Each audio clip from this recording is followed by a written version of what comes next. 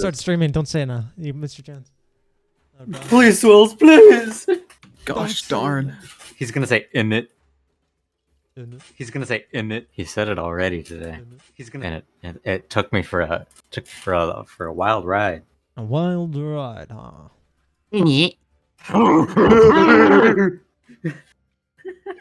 You guys are so wacky. He's going feral. Sorry, I have a question for you, I'm actually. practicing for my wild shape. While you were speaking, do you like slam your desk while you speak? What? No, what? Like when you Who? slam my desk. Does no one hear that whenever Mo5 speaks or like he's explaining something? You hear like a thump? Oh, that's probably my roommate leaving, or not my roommate, but like people leaving my house. Really? Me when my ears bleeding. It's been like a year or something. It's been a long time that I've heard that. The entire time I've thought you were like very like expressive with your hands and you keep hitting your fucking desk. It's like fucking Mussolini. Like when you're like, I'm like, oh, like man, Don't say don't. Did you just compare me to Mussolini? Anyway, like I what is it? No, right there, you just did it. I mean, I don't know, like. I guess you guys hear it. I don't really know. Maybe he has a. Do you have a mic stand? Maybe he has like a loose mic or something. I do that sometimes. No, I have this snowball thing. Interesting. I'm not. It's just on my desk. How does a snowball pick up your How do you voice so snowball? well? I'm gonna transform into a How wolf is and it- just. How is Nice it done. not melting on your table? All right, we're going to get started in 1 minute, probably 30 seconds now. You remind me of the Office episode where they gave Michael Scott a Hitler speech to give, and everybody really loved him because they thought he was so charismatic. I forgot about that episode. What? Like they just translated a Hitler speech. I can probably say that every speech I ever gave was handwritten and definitely not taken from a dictator's speech. I think That the just dictator makes me speech is all I about. feel like you are. I think it's all about what is it? What do you call it? All about presentation, all about passion. I think that's why they like him so And much. your tone, yeah. No, confident. the point of a dictator is that they like brainwash the people, so they have to be really good at speaking. Yeah, to, like convince charismatic. them. What you do is you just like talk really loud and you're like, yeah, it's super confident, and people would like, even if they don't understand exactly what you're saying, they're like, yeah, I like what this Just guy like said. Andrew I like listening to this guy. It's like me listening to you last night, Peeves. I'm like, don't know what he's saying, but yeah. Me ranking every My Singing Monsters character. Okay, we are going to get started. Would anyone like to do the recap? Otherwise, I will slut someone. And no music today, please. Just a nice, short, simple recap. I'm pretty sure we agreed Oon was going to do this week. No, the music on, or do you want to do it yourself? Really? Yeah, Oon, you were going to do it last week, but no you music today, please. decided No not to. music. Okay. I mean, the recap is just we came down, found a man who looked like he was dying, and then he put a gun to our head, and now we went into combat. Such a lame recap. Okay. Oh. You missed out on a lot of really key elements, like the part where I saved Mo5's life because I'm cool as fuck. That was an epic moment. Oh, my bad. I also missed out on the moment that Mo5 almost one-shot you with a rock. Yes, You that also one missed too. out on the stuff before you guys got in the fight. Here, fine. Also, I'll do during the Jesus. entire fight, and also the fact that you're being held at gunpoint. Oon, how It was does a- all. How does It a was plan? all I'll do it a for you. ruse to make Fawnde do it. Well, don't worry. I'll get my revenge when I pull the trigger. Yeah, you should just kill him now for having a shit recap. Okay, so what happened is last week you guys had finally got back from Maple Springs. You had went inside with Miranda Ildroot, and of course, knowing that you're on a time frame, you've all decided you need to hurry up and try and make your way out of Maplewood after finishing up your business in town. So you say hi to Miranda and you say, we're going to leave. And she taunts you a little bit, doesn't say too much. And as a farewell gift, she gives you all a red scarf. Not overly nice, but it does the job of being able to hide your the muzzles, the collars that you now wear. Because she seemed to have realized that you guys aren't necessarily always super keen on hiding those. And knows the danger of it. So now you all have a red scarf you wear around your necks. And as a final farewell, she passed the rotten hand that was given to Newt by Hippo back to Hawkins, who had left it and had somewhat traumatized a laundry maid, giving him a warning to be careful. And especially if he was the one who had gotten that hand. But with that, you'd all left. You'd start walking down the Maple Spring Road. You had very briefly walked past about 5 or 6 humans who seemed to be coming to work to clean up the springs. There was no interactions verbally, but once again, you could see them glaring at you. The judgment of humans towards non-humans. As you walk past, you keep going until about 30 minutes later, you're enjoying yourself walking down this casual road. You turn a corner, and there on the ground is a man laying down. Well, a hidden figure laying down, face turned on his back. A bouquet of roses on the ground, and a backpack with a bunch of miscellaneous stuff sprawled all around. Looks as if they've been attacked. Not being overly cautious, you run up. Especially Kara runs up to check and make sure they're all right. But very fast they realize they are all right, as they feel the cold barrel of a gun at their forehead. They're being robbed by none other than Willie Rose, a man who was in jail whenever you were interrogated by Joseph Loom. He had heard all of your information, and he knows that you were pretty easy marks with quite the valuables. So, he gives you an ultimatum to surrender, but it turns into a fight with the help of Kit, avoiding a critical shot to Kira's head. Then you see all these bandits come out. There, sitting up top, is sleepy-eyed Rufus, who likes to watch all of you. Doesn't seem to be engaging, though, as it's not, quote-unquote, his business. Ultimately, it's a rough fight. You try to run, but then, with the help of the Guardian, Kit realizes that Shlomo Pigrider is coming around the corner, and, making a deal, repenting for your past violences with him, you had more or less spilled your guts about who you're working for, why you're working for them, and your current state. Getting the help of Shlomo Pigrider, turning this fight around. At the very end, as the last bandit goes down, Willie Rose sleeps off as Kit is bleeding out, while the Kira and Hawkins mend his wounds. Newt bats away only to be caught by Willie Rose off guard, where they got into a little duel, and he was outwitted by laying prone while Willie Rose climbed up on the rock and shot him in the back of the head. Now, you stand there, Willie Rose, holding Newt's lifeless unconscious body with a gun to his head as he looks at you all. Loves, there's no need to fight anymore if you don't want your friend to die. Alright. And I'm sure you don't want that. Alright now. Calm down, Willie. Listen. Combat is not in session. You guys can move freely. Go ahead. I'm just gonna have my hands up still, because I You imagine he stop the sees music, all of by us, the way? right? What about music? Unless I stop it. Why? What's wrong with the music? My immersion's broken. Okay, fine. This is an intense conversation. So I imagine he's looking at all 3 of us, me, Kit, and He's yes, he's looking at all 3 of you, and you see Shmuel Pigrider and Sir Oinglot are currently they seem to have unquarreled, and they are walking nearby, approaching. Wait, who's walking by? Sorry. They're walking towards you. Shlomo Pigrider and Sir Oinglot. They seem to have stopped fighting. So they're walking slowly towards us. Oh well, yeah. They seem to be running this corner to see what's going on, where the fight's at. And they go into this tree. Does Willie see those 2? He does now. He sees that they walked He does up. now. Okay. You know that he knows that Shlomo's still up for sure, because there's no one else around. As he has this gun to his head, as he's looking around, his eyes, he sees kind of some sweat on his forehead. His eyes are wide. Go ahead, loves. All of you gather in the front. Don't make me pull the trigger. I don't want to be a murderer. I don't. This was never the goal, but if you force my hand, I may have to. Willie, if you kill him, you know what happens next, right? Don't force my hand. I want... And don't force ours. Yeah, We all say in character. Yeah, we all just Even Willie start saying cheering. it. We've everyone at the I'm like, same yeah. time. That was epic. There we go. Sick one-liner up top. I want... So, let me see. Let me pull up my notes real fast.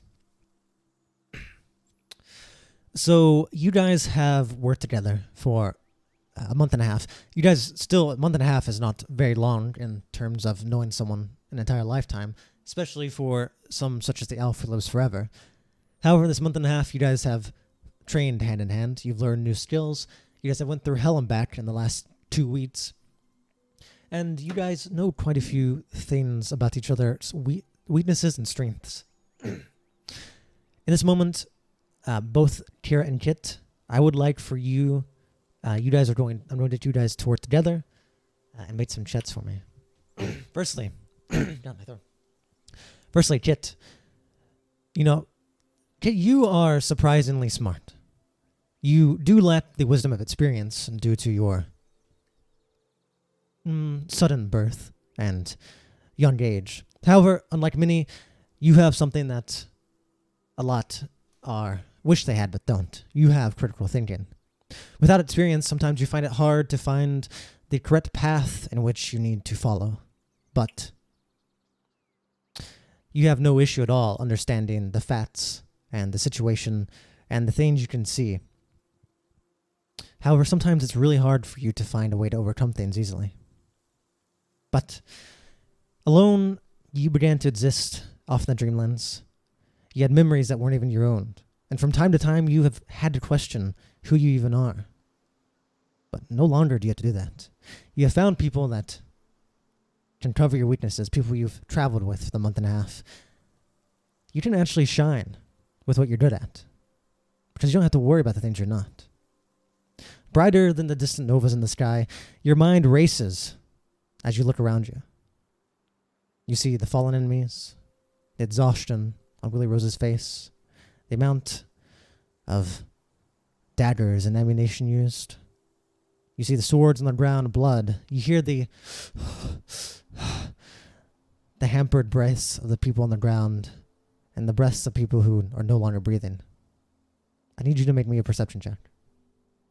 I think I might just make a perception check, I think, to myself. As you look around, your critical thinking is making you realize the situation's not good. Your training's kicking in. As you look around, though not even by choice perhaps, this is just another thing in training you learned with the hidden chain, with the squad of yours. You realize that there are no more fighters. Everyone's down, bleeding out, some dead, maybe some stabilizing and unconscious. The only one standing now is Willie Rose. And well, when you look at him, he looks very, very exhausted, and he looks like shit. His once charismatic hair and face and confidence seems to be replaced with a little bit of panic and mangled hair and blood dripping out of his arms. And also, being interested in guns yourself, though you don't use bullets, you do know a little bit about what it means to carry around a gun and bullets as well. Standard bullet carries only have about 12 bullets. And the one that Willie Rose is carrying is a standard bullet belt.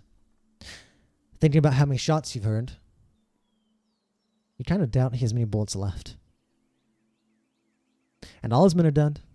And while Rufus is a variable, you still have Shlomo in front of you. Statistically, if this turns back into a fight, you imagine your odds are actually really well. However, that could come at a cost of Newt's life. And that's something you yourself cannot realize how to avoid. However, would you be willing to give this information to Kira? Now, you can't speak normally. Willie Rose is paying attention to you. However, if you remember, you guys have your own code words and way of speaking sometimes. As such, whenever you first went to Chronos' base, you guys have the sound of a bird for when you scout. You guys have your own way of speaking to each other, though kind of inconvenient. For moments like this, it's worth. Would you like to share this with Kira? You do realize Kira is usually the one you go to help round out your problem of not understanding how to solve things. You come up with the facts, Kira usually comes up with the solutions. Okay, I will share this information. Well, tell me how you do it. What is your... Please make the bird sounds and stuff. What is your guys' version of... this is completely up to you. What's your guys' version of... Are you sure you kind wouldn't of be like suspicious of it? We start baby crying. Oh, that would be suspicious, but you guys... think about it like this. Imagine you just have a kind of a secret way. Almost imagine thieves' cant, how thieves secretly talk to each other. You guys as a squad would have small little signs to be able to pass information for situations like this. But you need to be close to one another. Okay, so could I do it without him noticing? Well, yes, but I do need you to describe in which way you use this. I guess you would do the specific call, which I know. Obviously. Well, the call is for scouting. This is you're trying to tell him information. Imagine you almost like Morse code or some kind of code you have. Okay. What is your version? It could be a bird call if you want, but it's going to be. This is all in your hands. You get to decide how you guys do things. Okay, so I've probably got my hands up, so I guess I'll like tap my foot. Okay. Do you use? I'm looking at Kit right now. Is it coming from the sound or from the motion of your foot? It's coming from the pattern at which I tap my foot.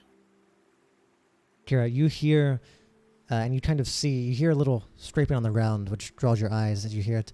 And you realize Kit is using one of the methods you guys have come up to talk to one another more secretly in situations like this. It's not usually very effective to use this method, but being close to one another, it's pretty easy to spread information. You notice it very easily. You're very keen on noticing things. And you see as he tells you more or less this information about how Willie Rose is by himself. He doesn't look very good. His men are down. Odds are you guys can win this fight. And odds are he doesn't have any bullets left. With this information, this also brings back your training. Something you never had on Numenor. You never had to worry about things. But here on the outside, off that island of elves that's now scorched, you have been beguiled by the smooth words of those that have wished to harm you. You face numerous situations that make others cower in fear. You have learned to see things and think about things others have not.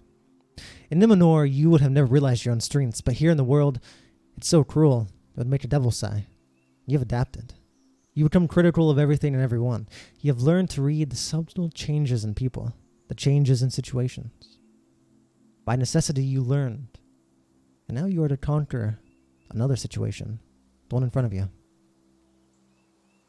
Your soul was ripped apart and reforged in the icy flames of the spiral.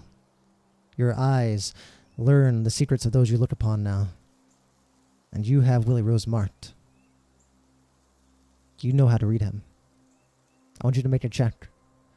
And you have an advantage. You've heard this man talk. You've seen some of his traits. This man's marked. And you're going to figure out what he really means by this. So please make me an insight. You have advantage due to your skill.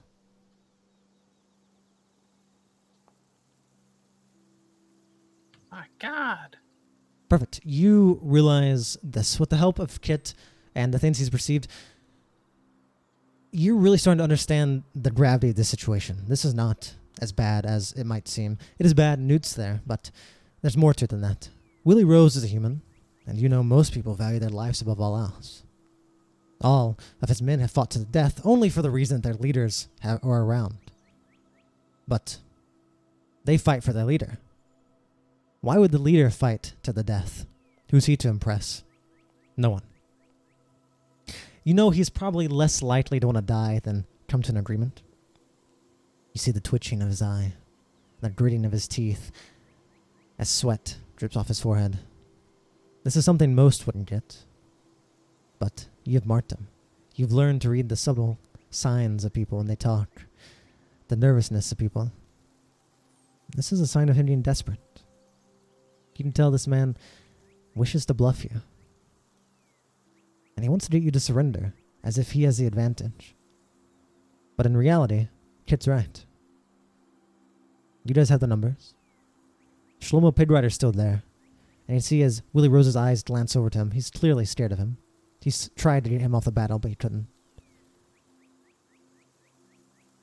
You have more power than he's trying to let on. He has nothing if he kills Newt.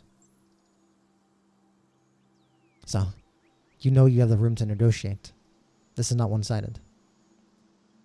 Having worked together, you guys realize this. You guys realize that there's more to the situation than just you have to give up or you have to kill him. There's a lot more. But Through this, you realize Willie Rose is getting more and more desperate as he looks around. Loves, I'm telling you, get over here. You know we can't do that, Willie. You know you're surrounded. He looks behind him for a moment.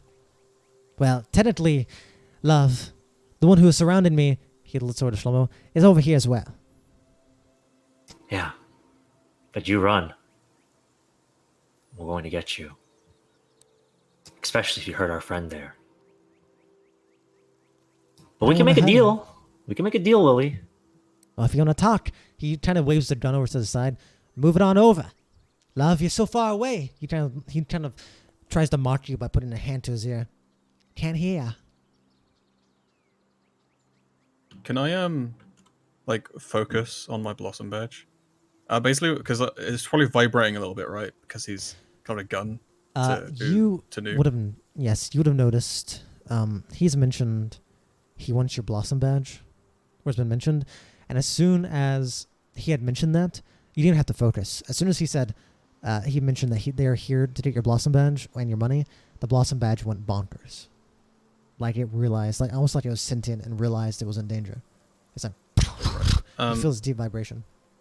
I kind of want to try and like zone in on it and like feel like if at some point it starts to vibrate even more, like he's decided to take the shot. Okay.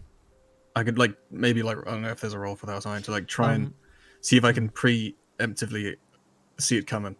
Well, you can definitely focus on that, but there's definitely some things as a pirate that you know. Long ago, whenever you abandoned the lifestyle of the lizard folk, many of them would have called you a traitor, perhaps some a revolutionary. However, your decision hasn't brought you freedom yet. You've been played with prejudice and pity, leading you farther into the life of piracy and the acceptance that they give you. You've been a pirate for virtually a third of your life. And looking at Willie Rose, you realize the difference in piracy and banditry is far and few between. Though you don't know him personally, you do know these guys. You know what they want. You know what they're about. You understand their thought process. They wanted to rob you. In their mind, something easily achieved, but now it's gone horribly wrong. The fact that it's gotten here is proof of that. Regardless, at this point, there's no going back. And you know this. Too many of his men have died. These robbers likely value their life. But in the life of piracy, it's taught you, sometimes shame is no worse than death. For him to return now with nothing, besides the death of his men, he may as well die here.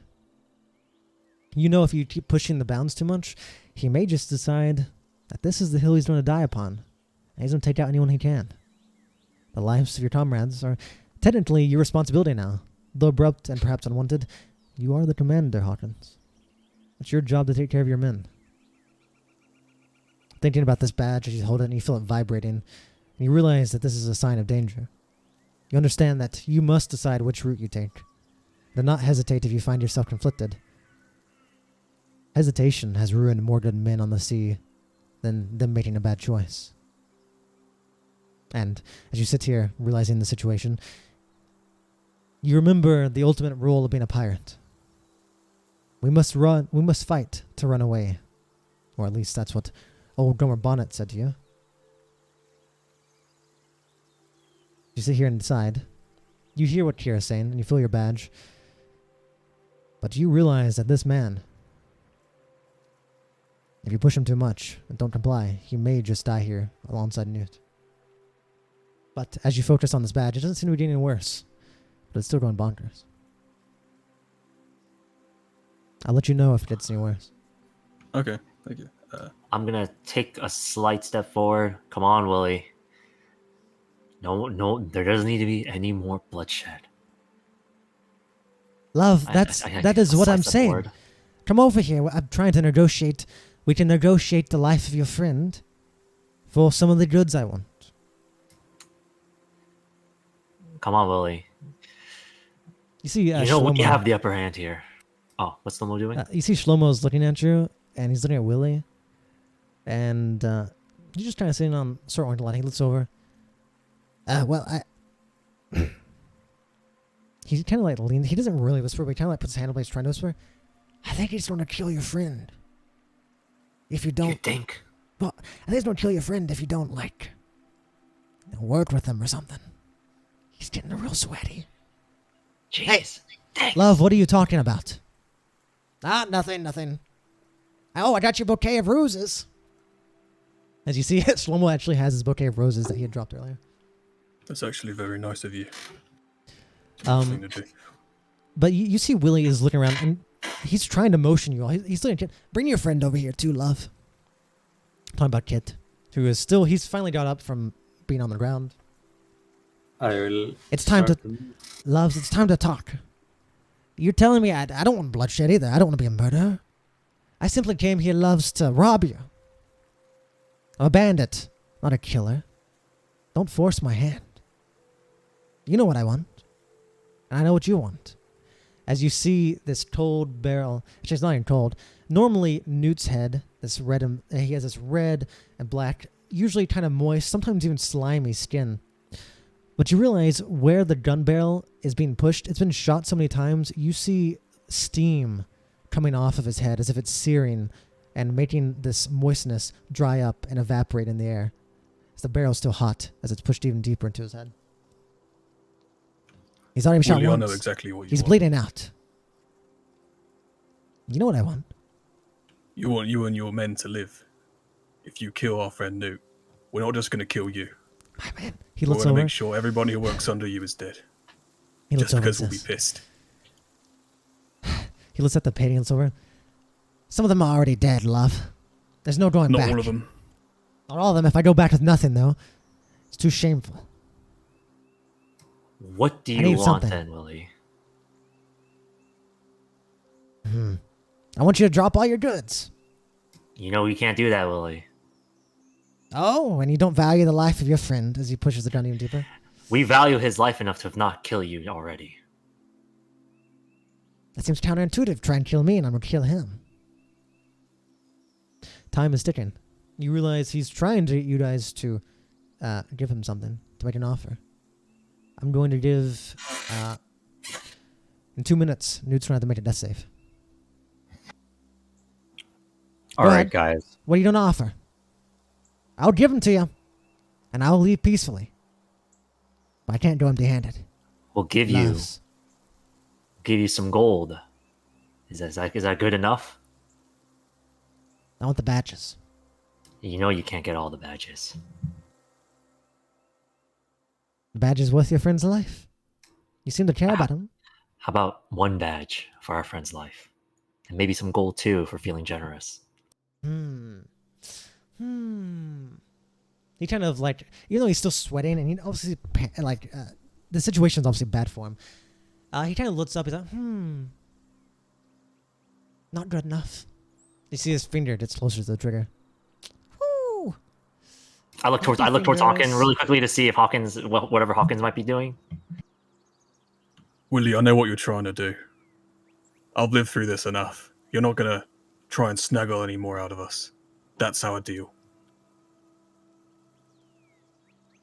Take it, or we kill you. And all your men. You see Willie looks at you and he says, well, normally I might accept that, but love, it's not just me.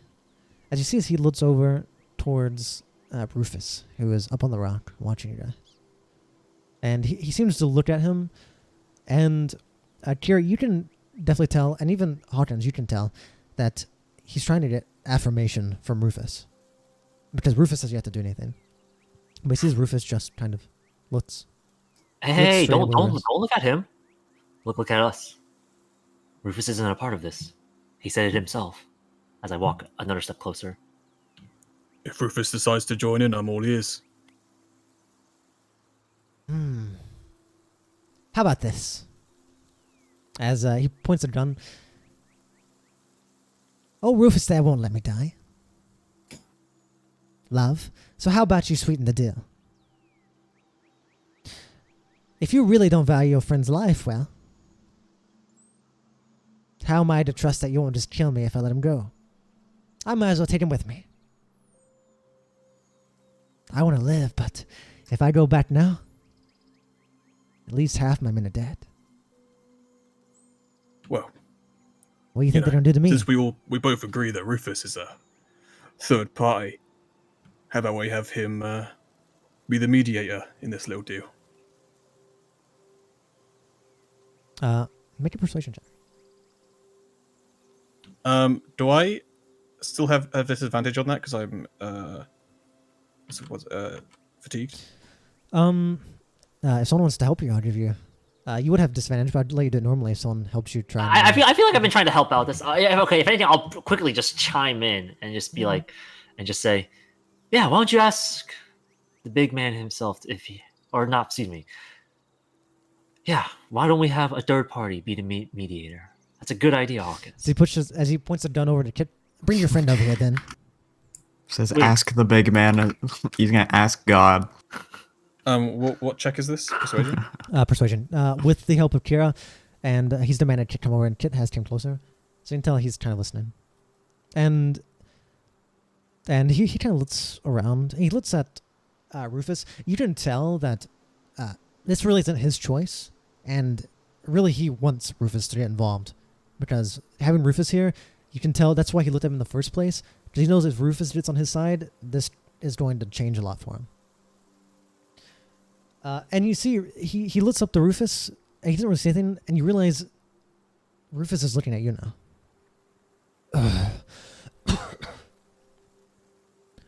Why do you want to? Why do you want to get me involved? Huh? You do realize As a bystander, you're already involved. a bystander. Has anyone ever told you that if you have a bandit the opportunity, they'll take it? As far as I can see, a rose there may not look very good. May not look very good, but neither do you. If I so wished, I could just get involved and take everything from you. I'll negotiate, but this is a good opportunity for me. You better make it a good deal. As he kind of, you see his eyes are still droopy, like tired, and he always seems like he's interested, but he always seems like he's not interested. As he kind of stands up from where he was sitting, so he's no longer prone. He stands up, and he opens up his shirt and shows you like there's like 8 different daggers. I'm not afraid to get involved. You guys are walking golden goose or golden geese. I can see the golden egg coming out from your behind already. But as they say, a golden goose can always make more. So how about you leave your eggs here and go make more somewhere else? I'm here to negotiate, but you better impress me. See as he coughs and spits up every now and then. Also, he has a hard time talking. But more or less he said, Hawkins, this reminds you of what Brenda had said to you earlier. Sleepyhead Rufus normally is very passive, but if you give a bandit an opportunity, they'd be a fool not to take it. And you guys are a good opportunity for him right now. So at this point, now that you've asked him, he stood up and said this, you realize that he is kind of a mediator, but he is still a bandit. He is still the leader of the river rats. And you guys still have a lot of value on there. And you guys aren't worth more than what you carry right now. So it's kind of up to you to negotiate your way out of this. Or fight it. But you realize you see Kira, you and Kit, you see almost like a wave of relief goes over the face of Willie Rose.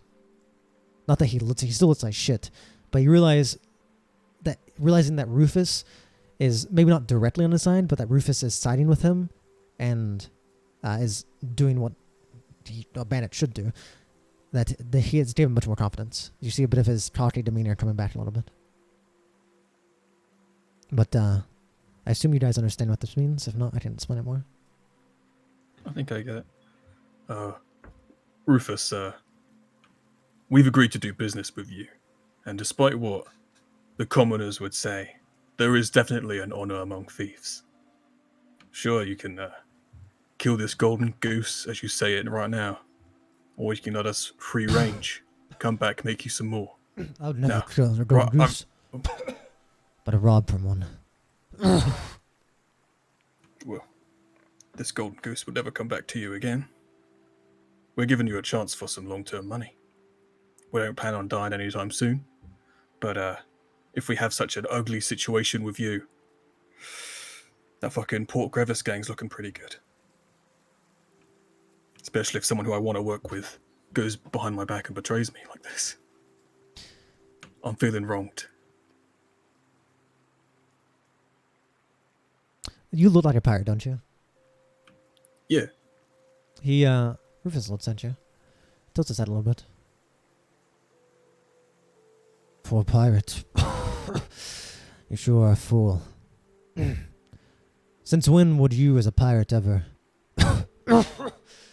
give up such an opportunity? Whenever those you robbed tried to negotiate, say they would do something for you, so you wouldn't rob them of their value right there. If they hadn't already proved their worth, would you trust them? If you went to a town and they said, oh yes, we can actually take out this other pirate gang for you, would you believe them? Or would you just take their valuables there? Do you think your word... As he spits up on the ground. You think your word is worth more? As far as I can tell, you guys may not be able to achieve anything there. And the deal was, he points over to the one on the ground, the deal was with the dead one. You guys said nothing about it. You worked with him, yes? But he leans over a little bit. Well, I suppose you're right. There's honor and banditry. And that's why we won't take anything you bought from us. And, better yet, I have a counteroffer. We'll give you your friend for all of your blossom badges. And then, if you can follow up on what your friend said for the deal, get some good information, or being better yet, take out that gang, I'll happily return all the badges to you. Think of it like collateral. Because the last thing I'll need is you going up there, getting beat up, and then your badges fall into their hands, when I could take them now and make sure that doesn't happen.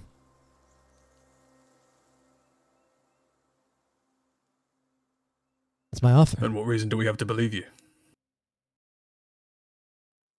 What reason do I have to believe you? Fair We point. could go back and forth. The reason is we give you a friend, and you give us the badges. We go on our way. Then when you come back, he leans in a little bit. He says, when you come back, we're not going anywhere. If for some reason we wronged you, well, the strong get what they want. And if you're strong enough, you can just take them back from us if we try and wrong you. And I'm sure you doubt your own strength, do you, Mr. Pirate? Speaking of which, he looks around. I have a question. Why are you doing all the talking all of a sudden? Where's your big, bulky man who ruined our vegetan slaves? He seemed like the leader. He had prior business. Oh, perfect. You know what that means? That means you get to keep one of your badges. We won't come looking for his. Hawkins is gonna look at Kira, see what she like. What do you think? Just gonna look. I just look directly into Hawkins. How about here's a counter offer. We can't just give you all of our badges, but how about you take, at the very least, 3 of them, and we keep 1, because we need these at the very least. I see. That way, you still have the majority. 3. All right. I'll take that offer, but we get to take the right hand of your shooter friend over there. No. That's not gonna work.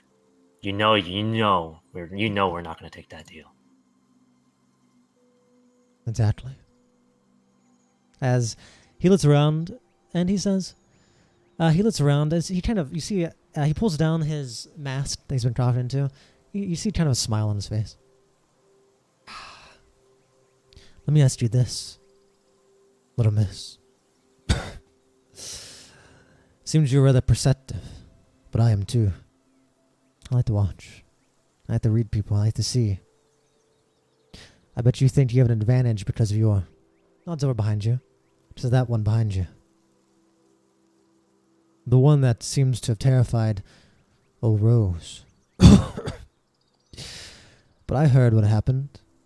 He's fighting with you now till you made a deal. Do you think he's willing to die here? Or do you think he's going to run away as soon as he realizes he's about to die here and leave the three of you to die by yourself? I don't think your advantage is as strong as you think. The Pig Rider's right next to me, right? Like he's Right like literally behind you. right there. Yeah. Right Well, behind I'm just gonna say out loud, with the information that we're gonna tell him after this, I'm pretty sure he's gonna be willing to fight to the death, just to get a glimpse, just to get the full story. You're like,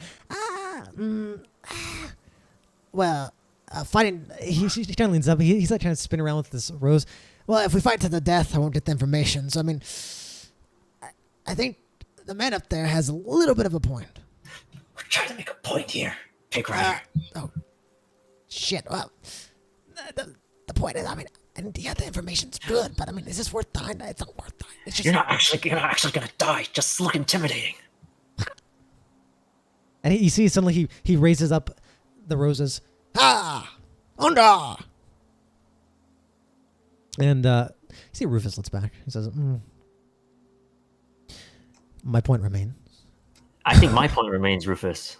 I don't think you want your buddy, I'm pointing at Willie, to die. Sure, it might be a minor inconvenience in the grand scheme of things, but we also don't want our friend to die. So, I think at the end of the day, we go with this very nice deal of 3 Blossom badges. And you know what? Maybe as a consolation prize, we'll even throw in some Rihdarian pieces. Rihdarian gold. I'll make you 3 offers. Number 1, you give me all 4 of your badges as collateral. Number 2, instead of giving me badges, you give me every coin you have. Not as collateral, just as payment.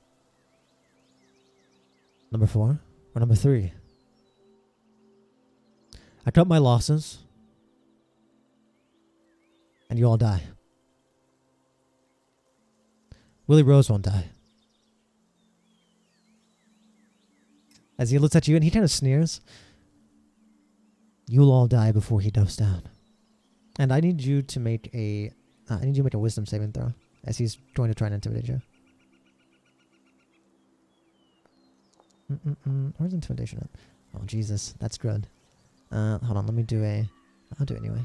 What does it say that? That's really good. Damn. Alright, he does. You realize he's trying to... Oh, shit, what the hell? You realize he's trying to intimidate you. And you don't think he's playing around. You think he's serious. But you realize he was trying to make you nervous. But you're not nervous. And instead you're trying to read through him and see what he really means. But you realize this guy's not playing around. He seems to be... The one thing you can glean is that he seems to be pretty confident that if he fights you guys, he'll probably get away with Willie's life at the least. But he keeps glancing behind you at Shlomo Pig Rider, and you realize it comes down to if he takes out Shlomo fast enough, you think. And he's trying to gauge on if he can take him out, if it'll be over. And you would realize that you guys are not in a fighting position, and this guy is completely fresh. And you can't imagine he's much weaker than Willie Rose. You realize that the offers he's made, I don't know if you guys... Were you back for that, Hodrins? Yeah, I could hear it. Okay. Basically, he's doing ultimatum all the badges, or all of your money. Or, if you don't make a better deal, to him, it's just as valuable to kill you. Because you've yet to actually give him any value. The value that you guys carry on you is 100 times more than what you guys claim you can do. Without him knowing you can actually do it. This guy's a bandit. You've learned through your years. You can negotiate with bandits, but whenever the bandits have like an advantage, it's hard to get out of it. It's hard to really push the bounds. As you hear Willie Rose, he puts the gun. Love, hurry up. All of you. You hear what the are boss. we paying for? The goal. What is that payment for? For your friend's life. Oon, make a death save. Blind. And that's all. That's all Friend's we life. need to give. Just the money, and we're good to go. All your money. And we're going to check you to make sure you're not hiding any. All your money. We let you go. We give your friend your life. And we take nothing else. And we won't chase you down. However, as bandits do, the weak take what the strong take what they want. So, be sure to, next time, be able to defend yourself and your badges if you wish to die for them so strongly. Badges, or your money, or die. I look towards Hawkins. I look towards Kit.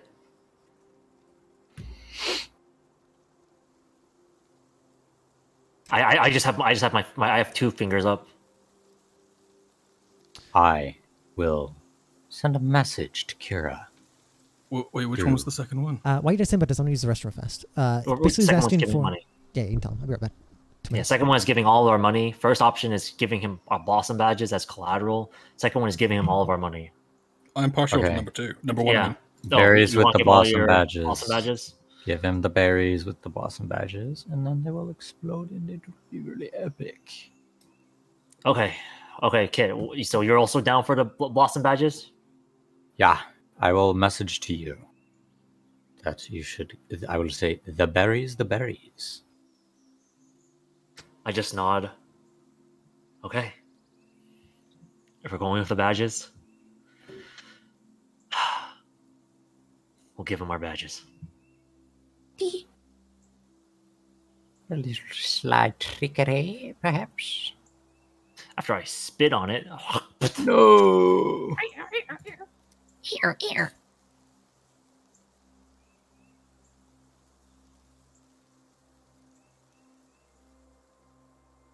Me when I'm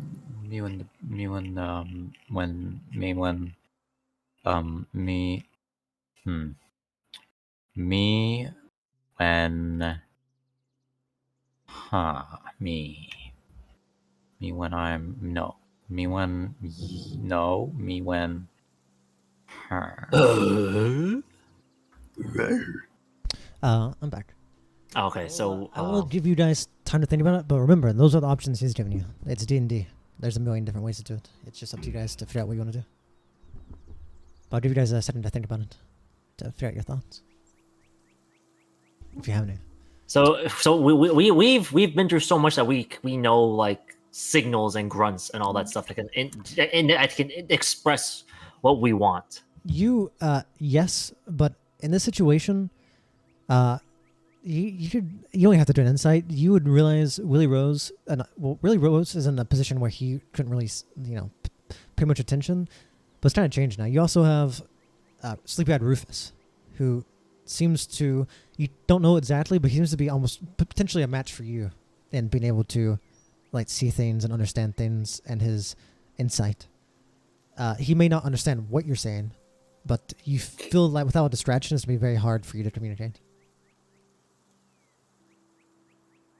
Just he's watching. You can do a sleight of hand though, I guess. Also, what was I trying to say? It's okay. If anything, I look you- towards. Oh, sorry. Go over it.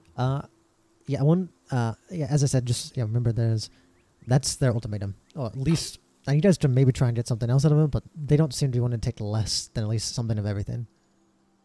And last thing, I remember last week, I think it was Kit or Peebus who really thought it was a death of the world to lose your blossom badges. It's really bad, don't get me wrong, but it's not going to be like you're going to be in prison for the rest of your life because you're not willingly giving these up. So keep in mind, like, all these things are very valuable, but they're not, like, do all end all. So keep that in mind as well. But you see, Kira, you see Newt is, all of you kind of see Newt is coughing up more blood. He seems to be doing worse.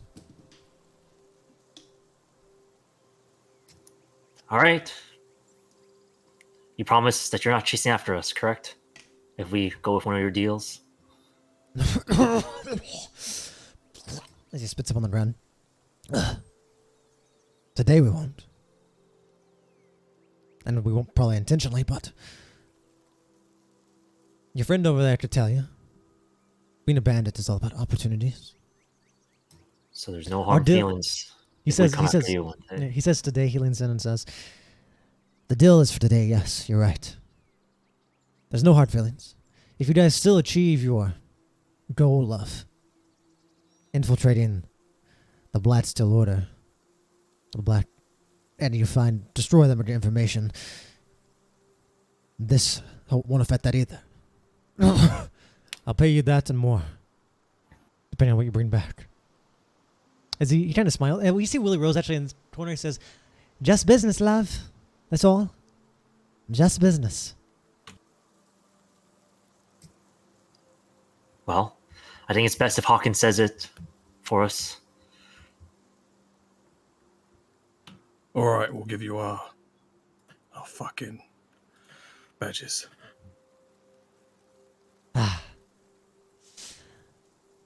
Nice.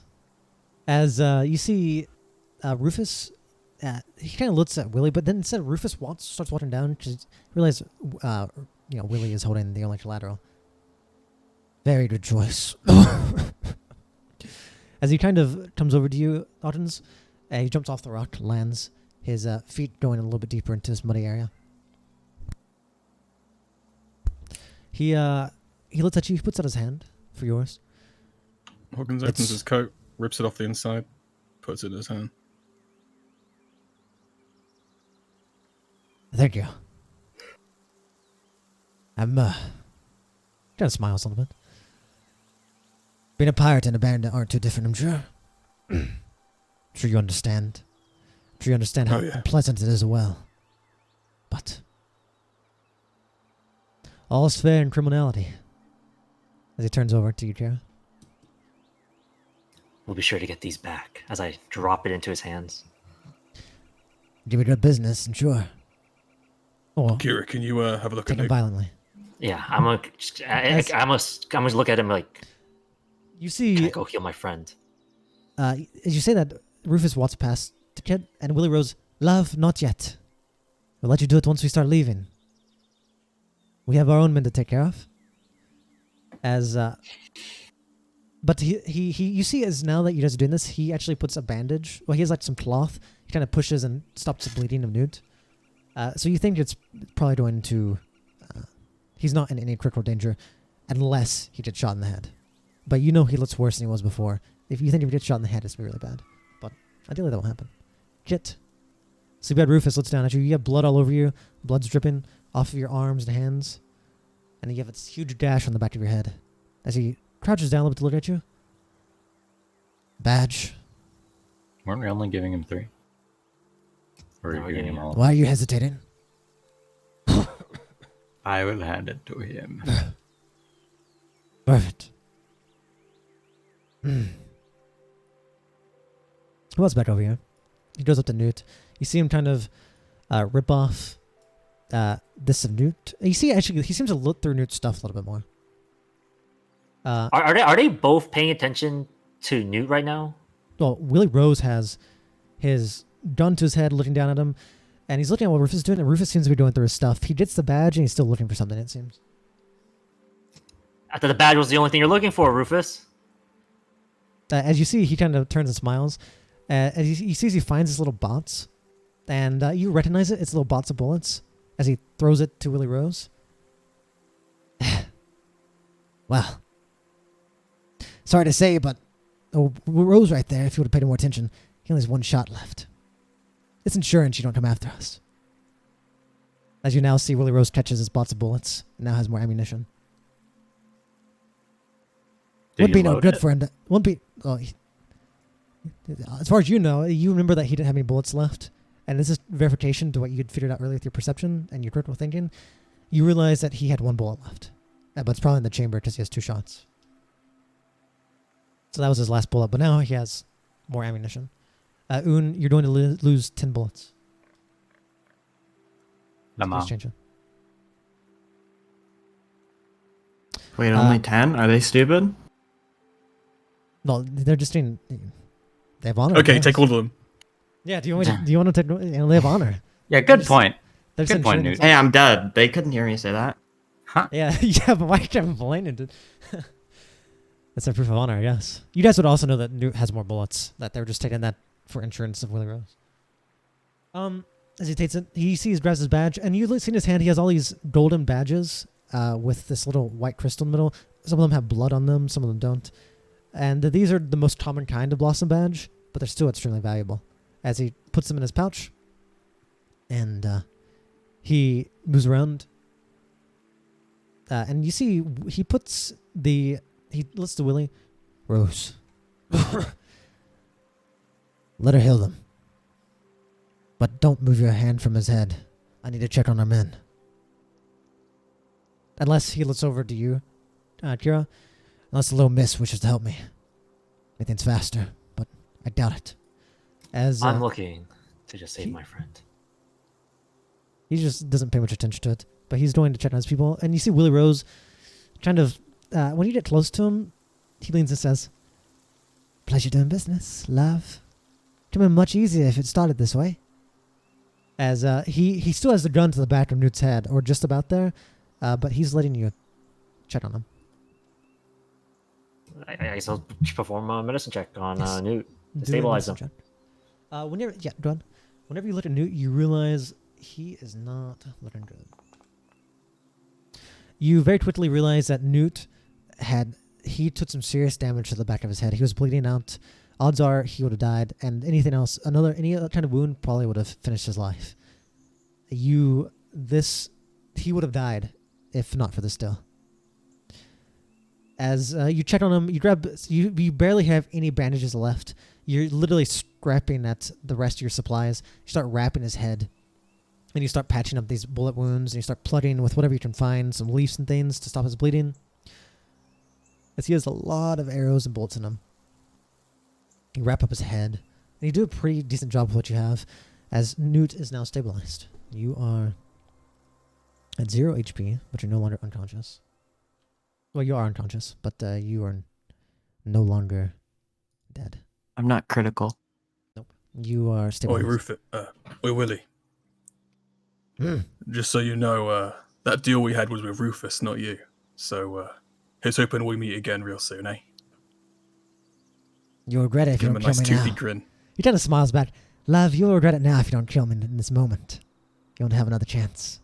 I will be back. Okay. Hey, kid, Pig Rider. I think we're good over here. Okay. Yes. As you see Pig Rider kind of walks over to Willie Rose, and he kind of says, "Sure is a nice bouquet of flowers. I just sort of wish I could have put on your grave." He winks a little bit at him. And you see Willie Rose really does not like this guy. He's really nervous around this guy. As Shlomo grabs the bouquet, and he just throws it in the face of Willie Rose. Until next time, bye. Toodaloo. As he turns on Sir Ornlet, and they start leaving. To some extent. They're not going too far away, though. They're kind of keeping everyone in check. As you see Rufus is going around trying to stabilize people. What do you guys do? And Willie Rose is in front of you with Newt. Newt, you guys kind of aren't free to leave until Rufus comes back. But what are you guys doing? You guys talking? What are you doing? You just interact. Willie Rose seems to be very cocky right now. So, loves.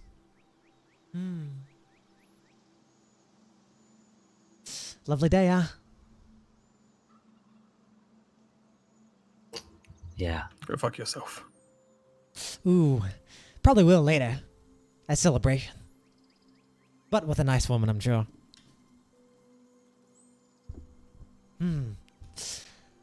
So, not very talkative, huh? Sore losers? Sorry, I mean... Fortune favors the bold, I guess.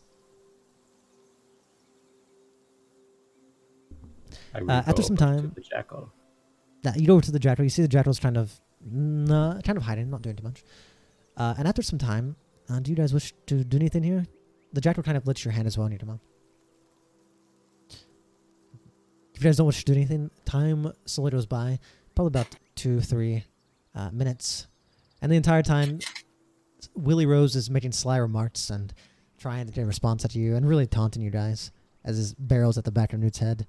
Until eventually, Sleepyhead Rufus seems to have went around and went to many of his men. He comes back over, ignoring Shlomo and Kit. And said, Willie Rose. Rose. Half her men are dead.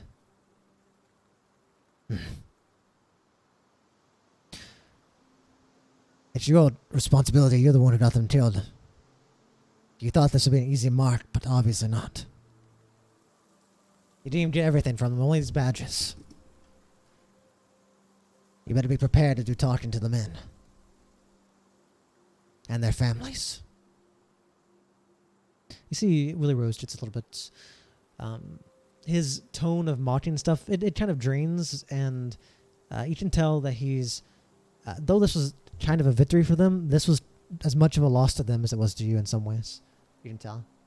It's not just, oh, yeah, we won. In reality, even though he's taunting and making fun of you all, they've also taken a hit from this.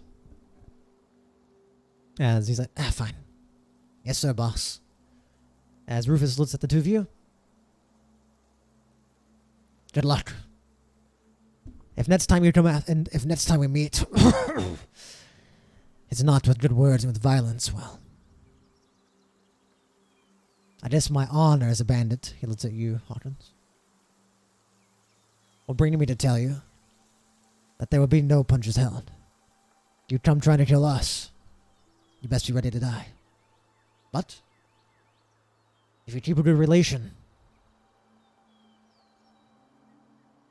things will be fine. As Don't worry, we'll keep doing business with you.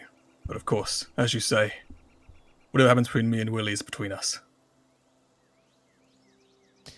He kind of looks at you, and he doesn't say. I want you to do an insight. Okay. It's on one side. Disadvantage? Yes. Exhaustion. It's a bastard, huh? Yeah, it is. Ooh. Oh! Ooh. Oh! Shit, man.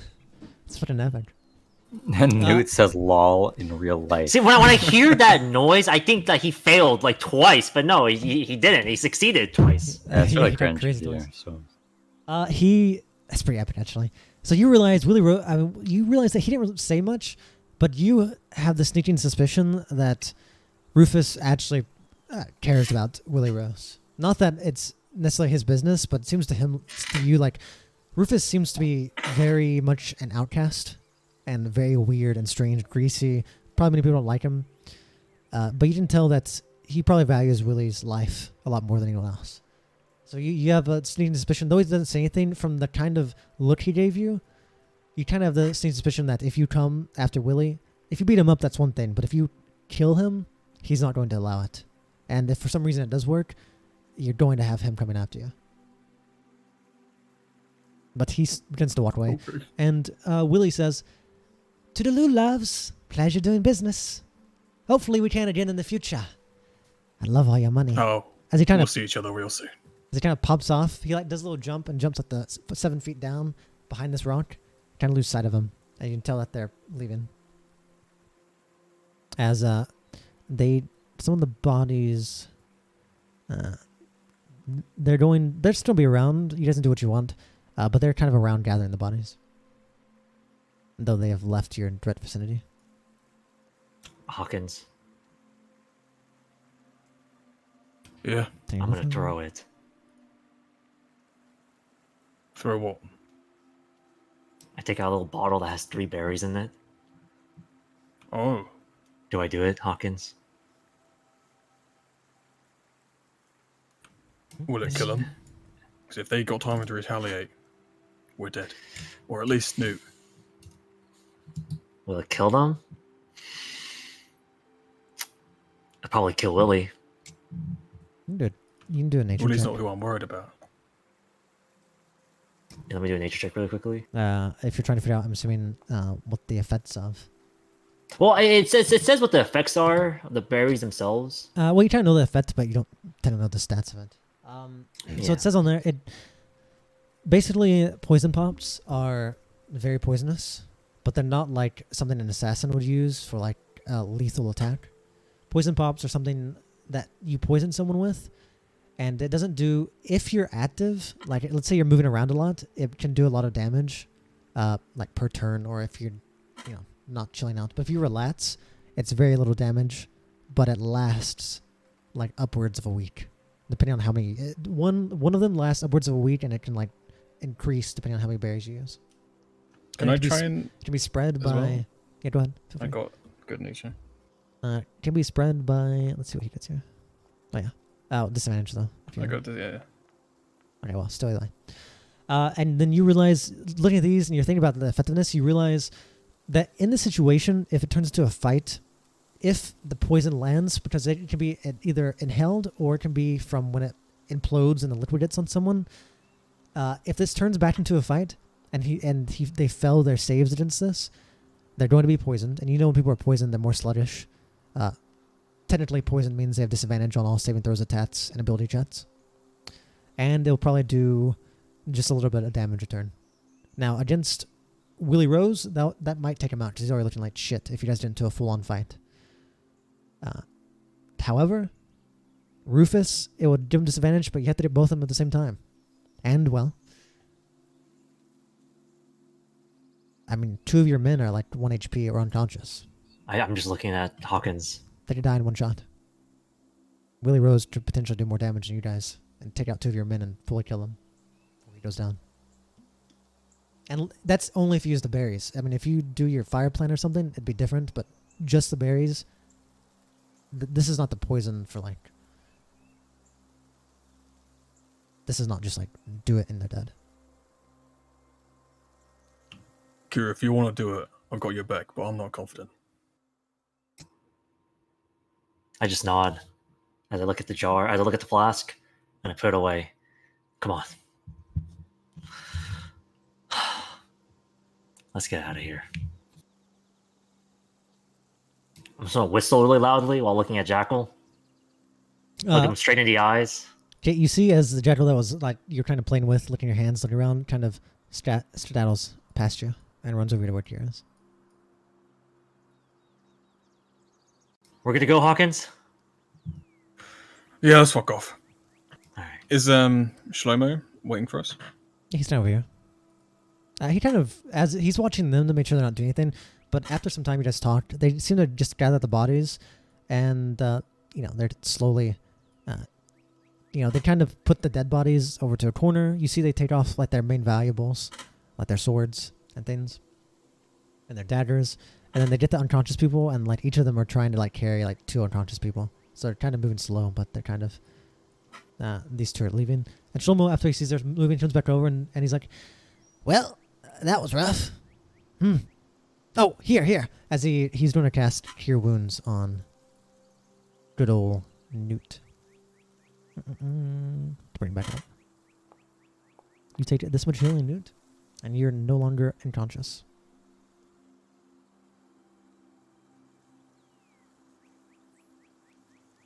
Alright. Newt, suddenly you wake up, and you don't know where the fuck you are. I mean, you do, but like your brain is your head is throbbing awfully. You feel dried blood on you, and right now you see Kira. Then you look up. You're looking up to the sky, but you kind of see Kira holding her jackal, and you see Hawkins in front of you. As you hear the gentle "ba-dun dun dun" of Shlomo Pig Rider's lute. I'm gonna quickly, like, whenever I open my eyes, I'm gonna quickly lean up and start pointing my gun all around at everyone. Suddenly you see almost Whoa! delusional. Yes, as the gun flies around. We're okay. What the? Wakey, wakey, you little shit. What the fuck happened? Good question. Good question. Where'd they go? We lost. What do you mean we lost? Just we can talk about Get this. Get up. Let's go back to town. Yeah. I Go on. I want yeah, it's a little early for that. Okay, you guys, yeah, do what you want. We'll get our revenge one day. We'll kill them all. Newt gets up. He looks especially sore. Newt, I want you to do I'll make it a wisdom check to see how much you remember of what happened before you got knocked out. To Okay. see if this is fitting for the situation. Wisdom check. That's good enough. Whenever you wake up and whenever you hear them tell you that you've lost, that things went wrong, suddenly you're not the type that normally likes to lose or to do anything, especially you were having a duel with Willie Rose and you were bested, it seems. And better yet, when you check yourself, you realize your badge is gone, you realize your bullet pouch has been opened, and you're missing even more ammunition. And it makes you start to think about some things. You start to think about your past and what's brought you here and various things. You know, as the first of your race, you have more or less had to pioneer through Orbitus and the people that have created civilization before you, and by no means has it been easy for you. Your struggles are truly only ones that other non-civilized races would even potentially understand. For you, danger is everywhere, and you never know when someone will try and come get you, or take advantage of you, or turn you into a slave. And naturally, you've gotten better at concealing your words and meaning. You've learned to lie, and it's not a beautiful thing, but you've learned how to deceive people because it keeps you on top, and it keeps you alive. And normally your experience has made it hard to cover up everything because you don't know much about the world. You don't know necessarily how to lie and who to lie, or what to say to distract them, or what to do to make them feel like they understand when they really don't understand. However, as you start thinking about what happened to you, you start to realize you were missing something key to being able to deceive others to keep yourself safe. And that fact is simply that lying is not the only way. Deception comes in many ways. And your fight, you don't know how long ago it was, but your fight that you got bested in with Willie Rose has somewhat opened your eyes. You nearly died to him. Nearly you left Warp, all alone in this world, with your other salamander family. And it just happened so fast. So fast you almost lost everything. And you realize that this is because you were deceived, not by words necessarily, but by actions. Willie Rose had lied to your mind. His level of deception is so much different than yours, on a higher level, and you fell right into his trap. However, you managed to survive, with the help of your friends, and now you have the potential to learn and understand from it. Do me a insight check. Insight check. Yes. All right. The more you think about it, you're starting to realize that lying is deception, and deception can be used in many ways. To hide in battle and ambush an enemy is one of those ways. To play with their minds, to make them do what you want, and do how you want them to think. An example was whenever Willie Rose mocked you laying down, and laid down to psych you out. So naturally, you laid down as well. But that was part of his trap. That was part of his deception, as he climbed upon the rock. And the last thing he remembered was being shot in the back of the head. Something that you could have done to him. But he'd played with your mind. He'd made you think that because you'd done that and he couldn't shoot you, that you couldn't shoot him. And that is what had got you. And even his words, everything he said during that battle was used to try and lower the guard of others, to try and convince them that maybe they shouldn't fight, that maybe they shouldn't do this or that. And the way he acted, and the way he moved, and the way he planned ahead. Though it isn't pleasant for you to think. You almost feel like you have to praise such a man. You almost generally admire his ability to deceive. And just like he tried to steal from you, just like he has stolen from you, you're going to steal his talent in deception. I want you to make me one more check. Okay. Just a 1d100. 1d100? Well, with your Do luck, you add my modifier? please. Well, I'm pretty sure it's plus 20. Let me just make sure. You can open up the paper if you need. Yeah, it's plus 20. Though not very lucky, perhaps your luck was taken away whenever you were saved. The fact that you didn't die. But there's a certain value in what you've learned. A certain value of how easy it is to be deceived and how quickly things can go away. How quickly you, the one who's trying to save your family, could disappear, leaving everyone behind. You understand more about deception. You have now effectively unlocked your poker face skill for level 2. By being deceived so much, you have now learned another way to lie, to hide your intentions, that aren't just words. That's hilarious. You can now play Among Us. You're basically what's happened is you've learning from this experience, and you're going to you're learning from him almost like you realize that's the way to try and do this. He's like showing you the last piece of what you've already been trying to do. You tried to lie, but you've yet to try and deceive in battle or anything, and he's taught you how to. You see, all of you see Newt seems to be in thought briefly, as he sees and moves his face around, and he's like thinking about things, but he seems to be all right. As do you all. Go back to town. Newt's gonna sit up.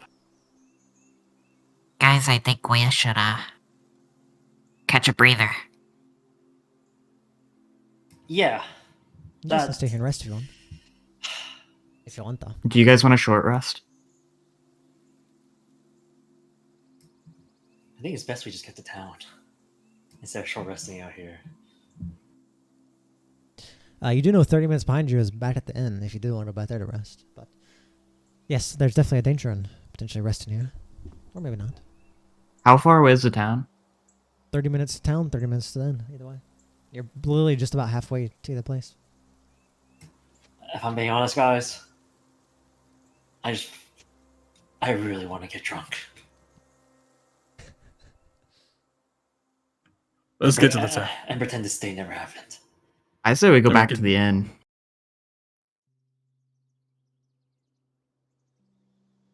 What do you guys think? I Because think I think it'd be really. Because is there a place for us even to get like that good of a rest in town? Like we'd be leaving Maplewood. I mean, for a short rest, we can just sit down for 20 minutes. Like, Well, you yeah, know but now. think about all the spells we've lost, and like for me especially, like I've used all my risk dice. I have nothing. so. Will we just spend another day here? I mean, how long's the long rest? 8 hours? Short rest is an hour. What time is it currently? Can I like look at the sun and determine? you Like, is know- it you morning? No, you guys done an early start. It's probably about 8, 9. It's pretty early in the morning. In the morning? My Apple Yeah. Watch. If it's 8 or 9 in the morning, we could take a rest and then probably hit the shops before they close and leave at night. Arrive in Port Crevice in the morning. Yeah, you Port guys- Crevice is a multiple day journey, right? Well, you guys have a map. If you guys want to open up and look. On the map, using Tier's map, for Open up every the map. square on the road by foot is half a day. I also open up the map. So getting there and back, I think, is a 9-day journey to get there and back. Yeah, I mean, in the grand scheme of things, it won't matter That's- too that's much upfront. if we. If what? In the grand scheme of things, it's not going to matter if we leave at night or in the day, since it's such a long journey. I would avoid leaving at night. Words of the wise. Yeah. You would know, Mo5, that the roads are usually, or Kier would know, that the roads are pretty safe. There's usually nice roads. But yeah, there's always a risk of dangers. You know? If we're gonna go back to the inn, then we should probably leave in the morning of the next day. Can we? I don't know if you have anything else planned.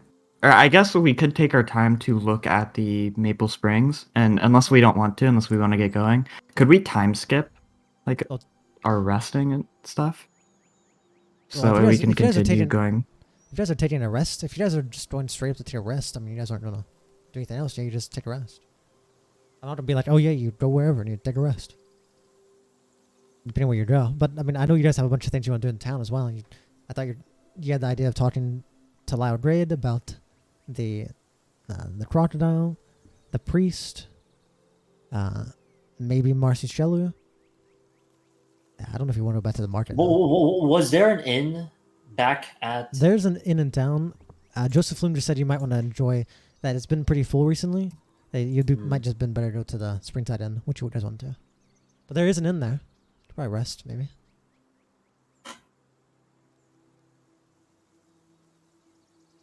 I think we definitely should rest, though. I think we should take I don't see a reason taking a long rest if we can just take a short one to regain our HP and spell slots if anyone has any of that. Because we got a whole day. Yeah. Well, how many hit die do we have? We have 2, right? Yeah. And I think the wizards can at least get back 1 spell slot. Let me check. You have arcane recovery. It's up to you guys. I'm okay with a long rest, but it does hinder, or a short rest, but it does hinder us to some ability in our traveling. Unless you guys decide to fight. I guess. We can probably go to town and rest there, if anything. At the very least, if we can't get an inn, like a room at the end, we can take a short rest. I mean, either way, we have to go to town, so we may as well just go to town if we go from there. And if we want to come back, we can. Yeah.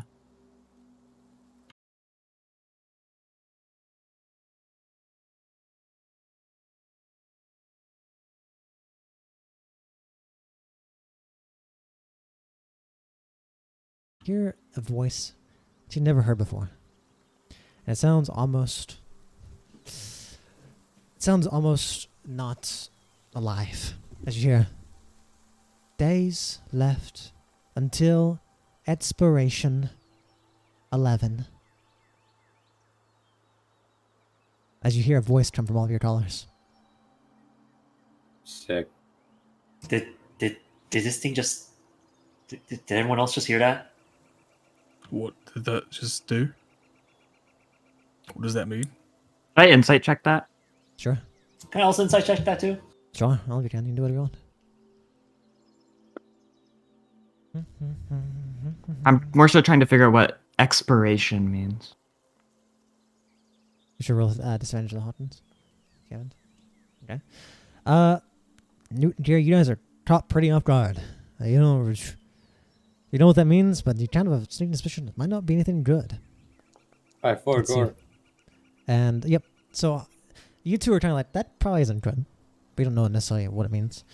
Then Hawkins and Kit, you guys kind of realize you guys have probably been the most involved with anything to do with Twilight Redemption and their members. And Hawkins, you kind of understand what it means to, order people around and what it means. More or less, you've talked to Bulk, and you kind of understand that you're on a time frame.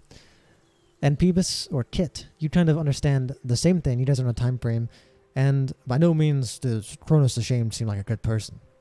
You think days left until expiration 11.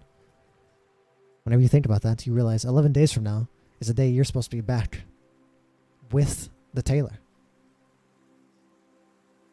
If you're not back in 11 days, no, I guess something's going to expire. And what's going to expire? What can expire? Meat. And what are all of you? Meat. The necklaces fall off. I'm gonna scratch my head in character and just. It's gonna take us 9 days to get to Port Crevice. And 9 days. To Port Crevice and back, right? No. 9 days to just come back. Oh wait, to go back forward, to go forward and back. That's 9 days. Yep. And then from Maplewood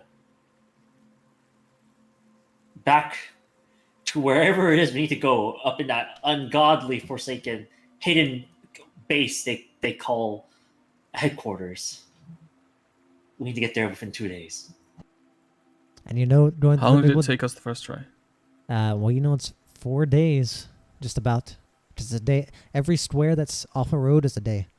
So it's gonna take you about 4 days to get through there. However, you do tend to have your bracelets, so you made it a little faster because you won't be getting lost. So, is that 1 day's travel if you were on foot? Like if we were to get a horse, would it be quick faster to get to Port Crevice and back? Yep. Say, where could I don't we know how much find faster, a but horse? if you're not on foot, it would be faster. So you kind of realize that you guys never really calculated the amount of time you had to get there. You guys never really spent the time looking at your map. But now you realize that this said that. You realize you guys never had enough time unless you rushed. You guys, from the get-go, you guys had less time than it would take to normally travel on foot. The entire time. You realize that this was like, you guys have been chilling out, but you guys never really looked at how much time you had in general. But you guys were never given enough time to make it back leisurely. And you guys realize you're going to have to somehow negotiate and convince this woman to come with you. You think that's going to be done in a day? You don't know.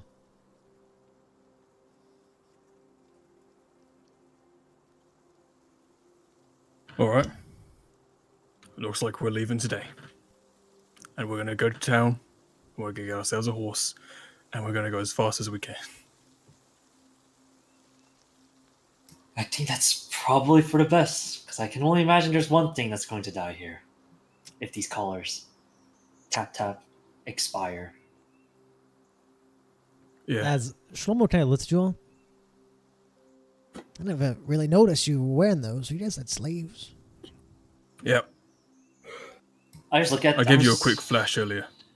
Oh. That's what that was. I thought you were like, show me a blink. No. Well, Weird. I think it's about time we filled our end of the bargain, Shlomo. I just hope you're ready. That there may be consequences, not from us, but from other people if you know this information.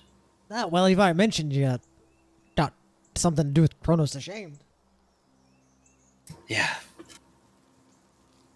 Man, Should we start walking down?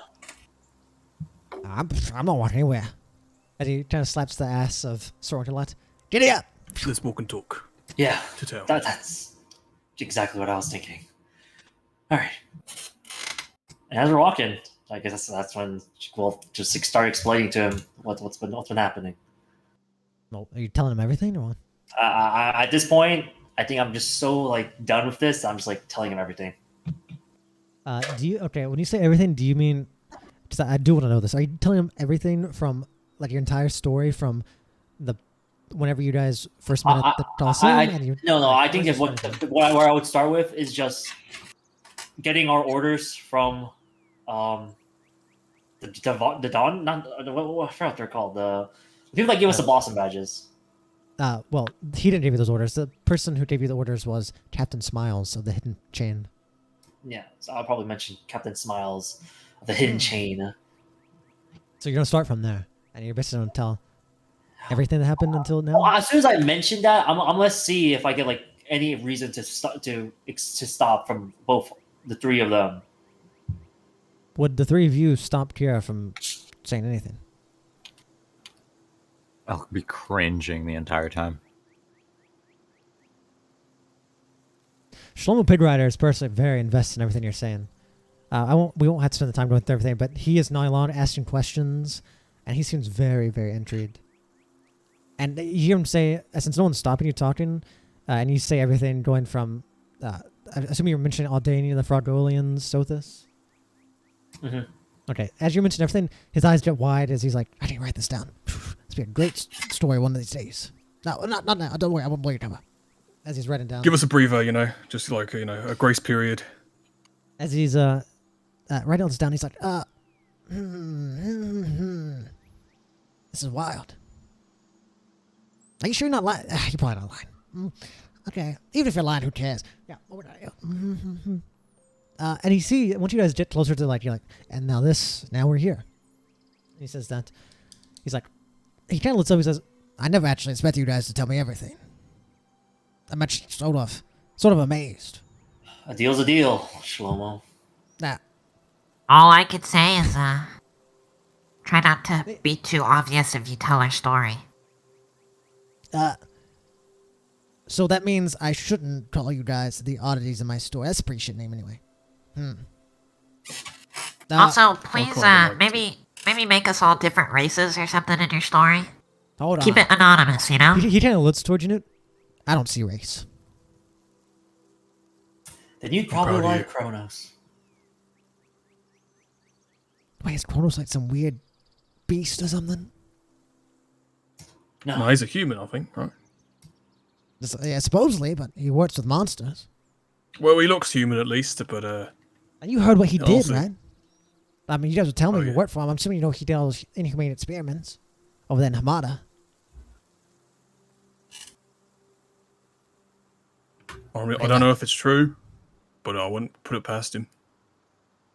Okay, anyway, it's never proper to have a story without the name. What the hell do you guys go by? Good question. Good question indeed. You Anyway, guys don't have an... Okay, well, he just... I'm gonna let Jackal walk anyway. He writes down question mark, question mark, question mark. Okay, Vampires. we'll figure that out later. But Shlomo, what brings you around here? You seem quite capable. Well, you heard me yesterday. I was over there and walking around. I went to Trundale, heard about the hobgoblin nonsense. And, well, I investigated, and it seemed a bunch of rumors, blah, blah, blah, nothing worth anything. So I got pissed off. And I was like, oh, Maplewood is not too far away. I'm going to take a vacation. I've been running around getting stories, telling my stories and information for years. I need a vacation. So I come here to Maplewood to the famous Maple Springs and the Springside Inn. I go down to the Leaping Frog and I start talking to everyone. And I'll be damned if some motherfucker didn't ruin these damn springs. And so I was drinking my sorrows away. So what brings me here is I've already said this once, I'm not leaving this place till I find where those local springs are. And I enjoy me a nice, natural, hot spring experience here in the Maple Woods. Right. You didn't hear anything about who actually did that to the main spring, did you? You didn't hear any rumors? Well, I mean, I've been I figured I'm here, so I might as well look into stories. I've been looking at all sorts of things. I've been looking into that. I've been looking into this Dream Walker. I've been looking into the war. All these rumors everywhere. And, Dreamwalker, huh? yeah, I mentioned, he doesn't say much, but, yeah, everyone's selling all these he actually pulls out this thing I was pocketing. See, look, I even got one. I got one of these dream catchers, so it doesn't enter my dreams. I don't need no weird man in my dreams doing some mojo hoojo. I don't need him seeing what... in my dreams, I like spending my time with the ladies. Not with some weird demon guy who's trying to get rid of my lady nice dreams. That's what I'm saying. So I don't need him anyway. Yeah, so supposedly if you have this, so take care of him. But it's a rumor. People maybe it's true, but there's a lot of mass hallucinations sometimes. So who knows? Oh, he's definitely real. He was in my dreams. I mean, I'll be honest. That's good information, and that's very intriguing. But the biggest news is definitely the war. The rumors of war. That's serious. Oh, yeah. He'll tell you, if war happens, you guys might just be drafted. Oh, wait, shit. I'm not a human either. I might be drafted, too. Honestly, war might be better than what we're going through right now. Ah, troubles of being an adventurer. Ha! Relatable. Relatable. It'd be nice just to have a house to go back to. Mr. Pilgrider, what'd you say the group of the war was? Huh? The group of the He sees Newt like writing down in his notebook. Oh, there's not a group of the war. There's just rumors going around that the Senate is considering doing war. And I can't imagine, since the Senate hasn't officially posted Wait, anything. didn't you mention hobgoblins? No, that was in Trundale. Trundale, there was rumors of hobgoblins. Some people thought it might be the Red Legion. But I don't know. I was over there looking into it. That wasn't related to the war, though. Unless it really was a scouting party of the Red Legion, then that's actually sort of scary. But Pater Manti is in the Rihdarian channel, keeping them at bay. I'm sure we'll be fine. Yeah, remember Boltitude was talking about hobgoblins back when they were having that big old meeting. They seem to have good information then. Guess so. Some of them are psycho though. I'm sure the same could be said about us. Some people. Bunch of rat catchers. Anyway, yeah, if you want to worry about anything, I'd say the biggest news is that war. That would be ravaged lands. A lot of people, well, it's just a rumor, but a lot of people are split. Some people want war, others want peace. It's really making a lot of problems. I figure the Saints don't have to address it here sooner or later. Or the Night Lords. I don't know. But Maplewood is falling apart. That sounds like it. Firstly, there was the seer that came from Silifrin. And then that thing's Forebodar. I'm planning on hurrying up and finding this. Yes, local spring. we should walk and talk, by the way. We are walking and talking. We are. Get off me. Oh, sorry. Yeah, get off. Get off. I guess I'm a little delusional. As he leans in, he's like, yeah. As soon as I find that local spring and enjoy myself, I'm getting the hell out of this town. I have a feeling shit's gonna go down. Don't know what, but no good sign if an official seer and the Forebodar say such things and all this nonsense happening. And then it seems like the swamps are trying to take over the civilization with these springs. Just a bunch of nonsense. Don't know where I'm gonna go next though. Maybe might go somewhere like I might just go back to the capital, honestly. There's a lot of things to do there. Anyway, what about you folk? Well, you don't do well, I guess you don't really have much of a choice, huh? Gonna have to go back. Go to Port Crevice. Come back as fast as we can. Hope we don't die. Perfect. Hey, give me 1 sec. My nose is bleeding. Damn. Whoa, he must have really. He's really into the RP. He's really immersed. +1. Last one, bleeding to death. Yeah, as you guys walk, you guys eventually. I'll lead us over to the Maplewood map.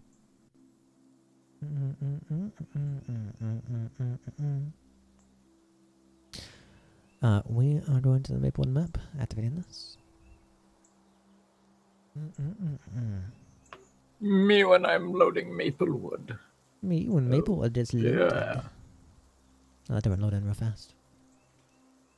We got ambushed right there. A little bit earlier, but yeah. But Adam where here. Crosswind is. So you guys right now, as Pew said, you guys are about to enter the state. You guys get there. You see some of the guards you saw last night. And you actually see one guard you recognize. You see Ronald, who was normally working on, you ran into a couple times working on that gate. But Ronald, who had taken you to the Barretts, is actually on this top gate. And he seems to just be talking to two of the others. You don't know them. They're not the same guards from other times. But he's just kind of talking. Yeah, well, can't believe it. You saw that, right? Damn, Willie had the shit beat out of him. Seen something bad happen. What do you think did that to him, huh? You kind of hear him saying that as you're just approaching. They seem to kind of be talking back and forth about. Seems that Willie Rose and Rufus have already made it through. I guess we're making our way through too. Yeah, let's go. As you approach, Ronald kind of says, "Hey there, how you guys doing?" Oh, as he kind of salutes. He kind of salutes. Hello, sirs. That is. Hey. Let's go. Let's just fuck off. You guys look like shit. Not in the mood, Ronnie. Thanks, Ronald. Ronnie. It's Ronald. Thanks, Ronald. You hear one of them whisper in his ear, like, "You think they're the ones who did that?" And you see Ronald kind of like leans back. Nah, there's no way. They wouldn't be alive if they fought them. At least they'd be stripped of everything. No way. He's like, okay, well, he kind of goes back to another salute. He's like, okay, enjoy yourself. Sirs. Oh, remember, if you find any more information, the captain wishes to speak to you. If you remember anything.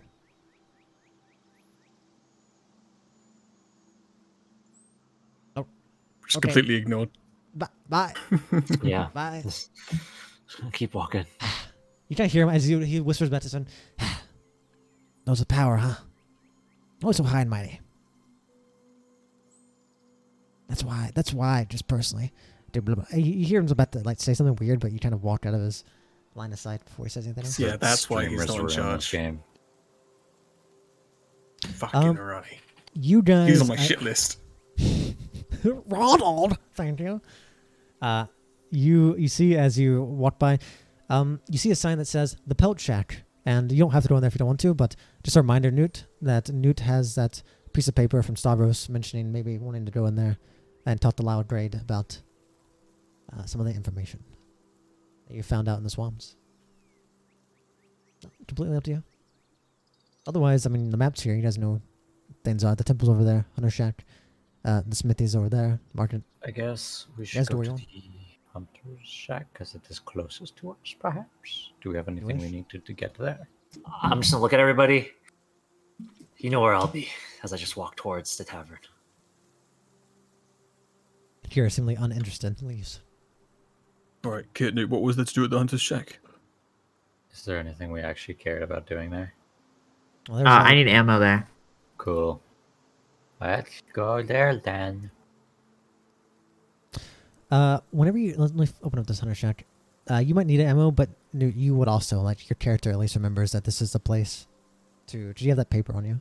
This is the place where that guy is. Where the hell is this scene? Where's the scene at? I Can't don't. find it. Did I It's get right that there. paper? I pointed the Hunter's Shack. Yeah. Well, I you don't have the remember- piece of paper in my inventory. So. I might have removed it, but you know Stavros said there's that quest that was on the town board. This is Loud Grade, and you know he works here. So I mean, you know, Newt knows, unless you decide to have him forget. But it was Borgor. It was there. Where is the Hunter Shack? Oh, here it is. Let me put your guys' tokens. Put here and here too, because why not?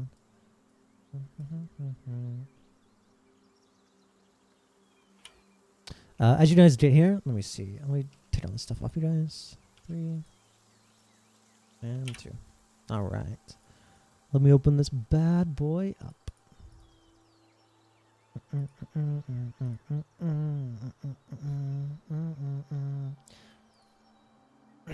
As you guys are kind of walking through the northern gate, you guys feel awful and things. You see, not too far away, you see this sign that hangs down. It has a picture of like this deer, and you see some actual antlers that probably came off of a stag or something on the sign.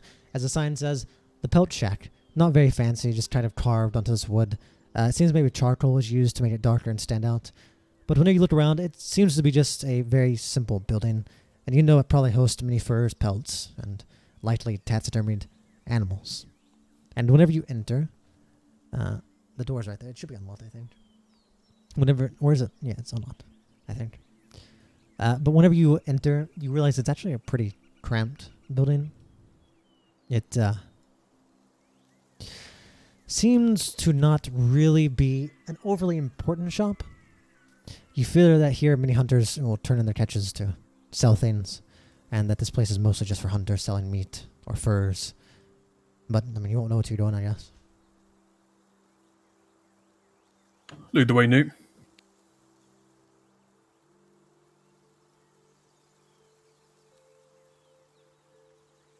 He passes straight by the door.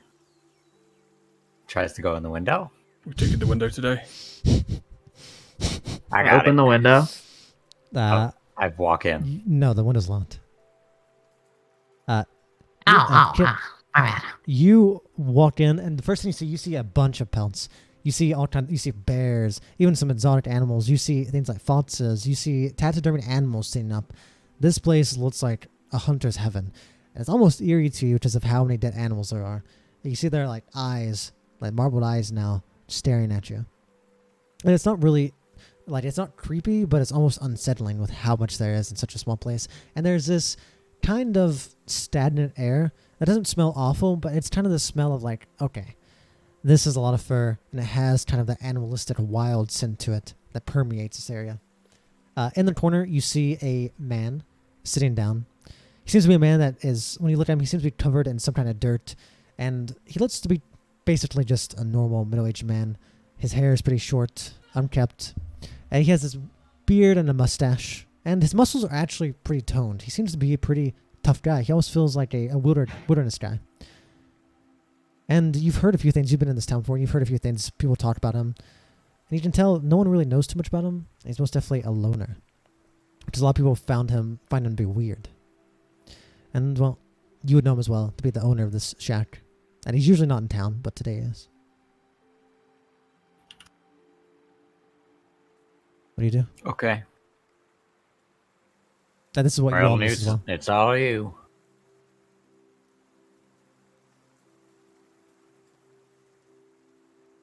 I stare at Newt. Nope. Fawnde, dot. I really don't know what the thing was with Stavros. This is the guy. Well, if you look at the town board, you'll see it. But this is the guy who is famous. It's not even about Stavros. You guys would know this as well. You've heard Joseph Floon's mentioned it. Timbers mentioned it. A lot of strangers mentioned it. That Loudgrade is like a crazy guy to a lot of them because he swears up and down that there is this giant crocodile and a giant snake out there in the swamps. You haven't personally got his story, but he's obsessed with it. He swears it's there, and he's always asking for information. His quest was on the board. If anyone has any information about a giant crocodile or a giant snake out in the swamps, please come to the Pelt Shack and tell Loudgrade. This guy is famously someone who is obsessed with this. People in town talk about it, and whenever it was mentioned why you've been interrogated, if you remember, you mentioned Sothis and then Mother Devortor, and Joseph Flynn was like, "There's no way. There's no way that old Loudgrade is actually right about this." So people think he's crazy. So you guys have seen Mother Devortor. You know about some of the snakes. So I mean, that's what Stavros gave it to you for, knowing that you guys may wish to talk to him for. You don't have to, though. But you guys have information that he assumed you guys might want to share. That's why I reminded you.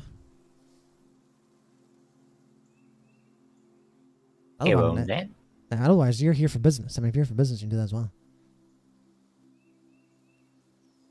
I'm gonna go see if he has a pistol bullet. When you walk up, he seems to be... Excuse me. He's carving this wooden figure. You can't tell what it is, but he seems to be carving as he kind of looks up.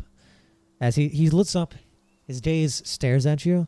Not creepily like Rufus's is, but his eyes squint. As he looks up and down, he seems to be sizing you up. He looks at you. I was wondering if you had any pistol bullets. I'll show one of my guns. I'm not gonna point it towards him or anything. I'm gonna keep it safe. Are you a hunter? Sometimes. We don't sell pistol bullets here. We hunt with bows, arrows, trappers. There are hunters that use guns, but they often ruin the pelts. So no. Do you know where I could get some?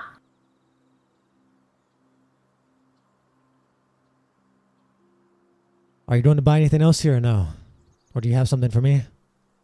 I mean, I'll pay you for the information. Sure.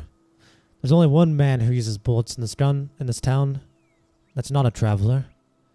His name's Willie Rose. That's Good luck finding him. Good luck. Yeah, I don't know if you want to mess with that group. Especially in your condition. He looks up and down at you. You look like shit. I'd rather not bleed on my floor. Yeah.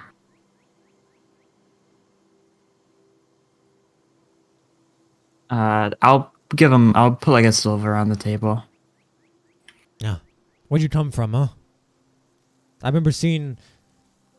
Well, you're not wearing armor anymore, but I remember seeing you... As he looks past you, I recognized the lizardman.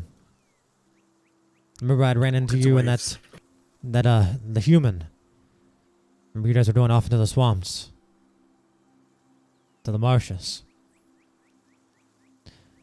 You didn't see it, did you? Hey, what?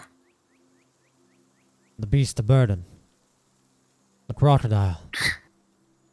It stands taller than a castle wall. Oh. The snake. You It mean stands just Mother as tall. Devortor? Mother what? I'm not insulting your mother, boy. No, Mother Devortor. I'm not asking about your mother. No, that's just what they call them. Big, like, you know the normal alligators, the kind of small ones? I guess they're not small, about the same as me, just more long. Yeah, this one was, like, about the size of this building, give or take.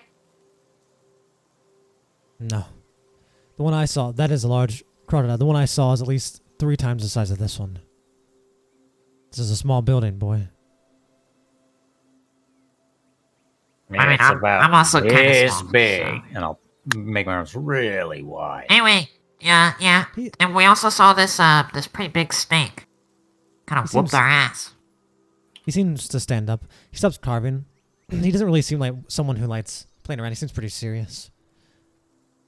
You guys aren't yanking my chain, are you? I mean, I could put on the map where it was. You see he passes out a map. Where? Uh, Which one? I'll point to it. I imagine I'm pretty easily able to, since I know the swamps now. Well, you can't get lost. You don't really know the swamps very well. But you look at this map, and it seems, unlike the ones that you have that are of like the region in general, this is very detailed. There are things that are labeled. You see something labeled deep brush. You see things called leech lates. You see things called the snake vines, and all kinds of weird names and little X's and little things off the side like where dangers are. And you kind of look around. I want you to do me a wisdom check to see if you actually know where. And you guys can help. Does anyone? I don't know if anyone has cartography skills. Help me, please. No, I'm proficient with like navigation, but that's was it about here, it. Hawkins? Right here? Yeah, I mean, how you help him if you want to help him? Oh well, it's like remember there was that big outcropping, by that lake. We went from that stagnant lake, where the frogs were. The statue. The one, you remember the statue? I don't think the statue's going to be on the map. I bet it will. Hey, far do you too know? small. Do you have that little like snake frog statue on here? There is a statue, but that is the sign of where the frogmen live. I don't like Yeah, messing that's with where it's them. at. His eyes, he stops for a second. You're telling me the crocodile lives with the frogs? So Yeah, they treat it like the some way it sort works, of deity. they like sacrifice themselves or different frogs to the Mother Devortor. That's what they called it. And they fed them. Like we watched this duel for hierarchy ship or whatever, and the one who lost got fed. Actually, I think the one who won got fed. If it was Well, the no, one who because won, remember the got one fed, who then- won kept his job, and the other one got sacrificed. I need you to describe to me what this Mother Devortor looked like. I will never forget what I saw that day. Give me a proper description, not just the size. Do you have the thing, like the picture in your notes, Swells? It looks like this. I described the picture.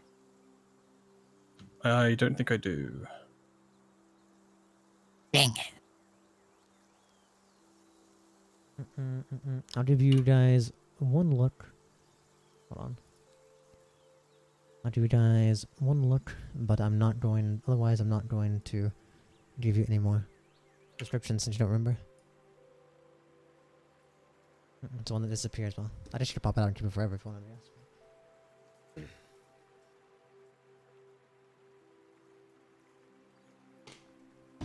Well, Go ahead. it looked like it had a bunch of moss growing from it, like from its jaw or whatever. Had these like broken sticks in its back. His eyes go wide a little bit. Its back actually didn't look like a normal alligator. It was almost like pulled outwards a little, like more spiky. Kind of looked like It's you liked a large. game. You mean the back went higher than the head? Yeah. It's like a mountain. Yeah. It lived in like a cave that would come out every now and then to eat. I want Its you- eyes were like almost blank. Like it almost didn't have any eyes, but it could see. Or at least smell. It was weird. I want you to. Any of you can choose. Oh, I guess besides, unless Peebles isn't or Kip isn't really talking much. So between you and Hodgins, I want you to do a persuasion roll. My persuasion's +2. Mine is not. I also have negotiator, so Nah, this isn't really business affairs. This is personal. This is not like you guys trying to make a deal for like wagon or something. we could make it. If you want. But do persuasion, please. Here's what the crocodile looks like. Also, I'd like to buy everything in your store. Do you have the money for it? That was not a character. I'll tell you, all I ask is, if you see us again, just remember we told you. Alright? I'm not going to forget. You gonna do persuasion or no? Yeah. Yeah. I guess I'll do it. He looks at you. He looks at the map. You see, he's like, you're the first ones who have brought me good information. Everyone's thought I've been crazy all these years. Although, actually, some of them even thought I was the one who killed my father. Have you seen the snake with 1,000 arms? It was that creature on our hunting trip 20 years ago. It fell out of the trees, larger than any beast I've ever seen before. The tentacles around its head, the face of a man. It grabbed my father and ripped him limb from limb, with each scream that sneered. Her feminine voice has been etched in my mind forever. You say feminine voice? Yes. The snake It I sounded- know doesn't have any arms. From It what I sounded remember. almost. He looks at you. Probably Shakes his head. Andros. Shakes his head. They're not arms. They're like tentacles of other snakes, almost like a Medusa in myth. The size is I no thought less. Anthros was a boy. The size is no less than that of the crocodile. She sat there, her voice encapsulating, as if I just wanted to listen to her. Like the tales of sailors, hearing beautiful singings of mermaids. That's what it sounded like. Created a beautiful song out of my father's screams as I watched each tentacle rip a finger off, then an arm, then a foot, then an eye. There was no chance. I was nothing less than a poor boy. I couldn't run. I couldn't help. That was a beast. Not of this world. The beast of myth. I watched her kill my father. It killed my father. As it dripped his blood into her eyes. I don't know why. Nor can I understand the reasons of such a demonic beast. And I would truly have been next, if not for the crocodile. As if the goddess of the hunt had not forgiven or forgotten what I'd done for her. As if she had led that beast. The crocodile came and they began to fight, as if they are mortal enemies. Only then I was broken from her curse, from her gaze. I managed to run like a coward. I know not what came of them, but I blame them both for my father's death. If not for those creatures, he'd still be here. At my age, I'm determined. I will find them and I will hunt them down. And I will mount them. As he looks over to like the moose's head. Did Sothis On my wall. mention where Anthros was whenever he was offering the quest? Nope, he was offering you the quest and then you guys killed him. So, you have no idea. I want to say all of us killed him. No, you try not to, I guess. You know he's in the swamp somewhere. Or she's in the swamp. Life Devourer Anthros. And you do know technically, yeah, they're they're mortal enemies. Quite interesting that, there keeps being cases where snakes are being mentioned. And Anthros is a name we definitely heard of. He leaves in. Interesting, Fawnde. He seems to stop, reminiscing. He's like, "Oh, that's a thing of the past. That's the present." Well, if you want a name, look into the name Life Devourer Anthros. What is that? We met another snake, face of a human. Goes by Sothis. Unfortunately, he's dead. But he once bested us, and he offered to let us go as long as we helped him get rid of Anthros. Even he didn't like him. And she apparently was his biggest problem. Maybe she's yours too. She's more than my problem. She is my demons. It is my demons. As he kind of shakes his head. Regardless, she will fall to my arrow. I appreciate your information. If you so deem you wish to help me hunt them, I'd like to do it myself, but I doubt I have the power to do so. If the day comes you wish to help me, well, you know where they are. I'll happily have you guide me, but as payment, if you need a guide through the marshes, or you need someone to help you hunt or catch you a beast, I'd be more than willing to give you my services. It seems your words are truthful enough. At least about the crocodile.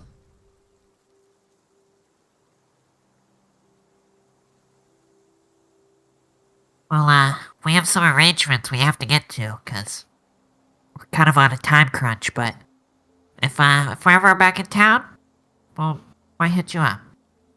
Yes. I'm going to... Well, I'll do what I've always done. As he pushes your silver back towards you. I don't need this. If anything, I should pay you. But I have nothing to offer besides my services. As long as you, remember this gesture of goodwill. Maybe one day we need a place to stay low for a little bit. Just You think that he looks at you? don't be a stranger.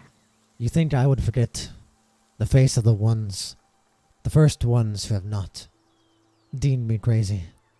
The first ones who have proven me to be within reason? Of course not. Don't take me for a fool.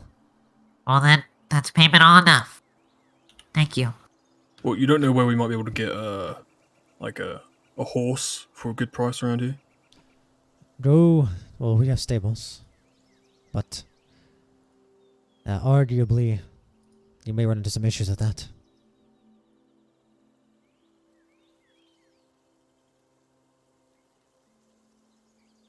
Why?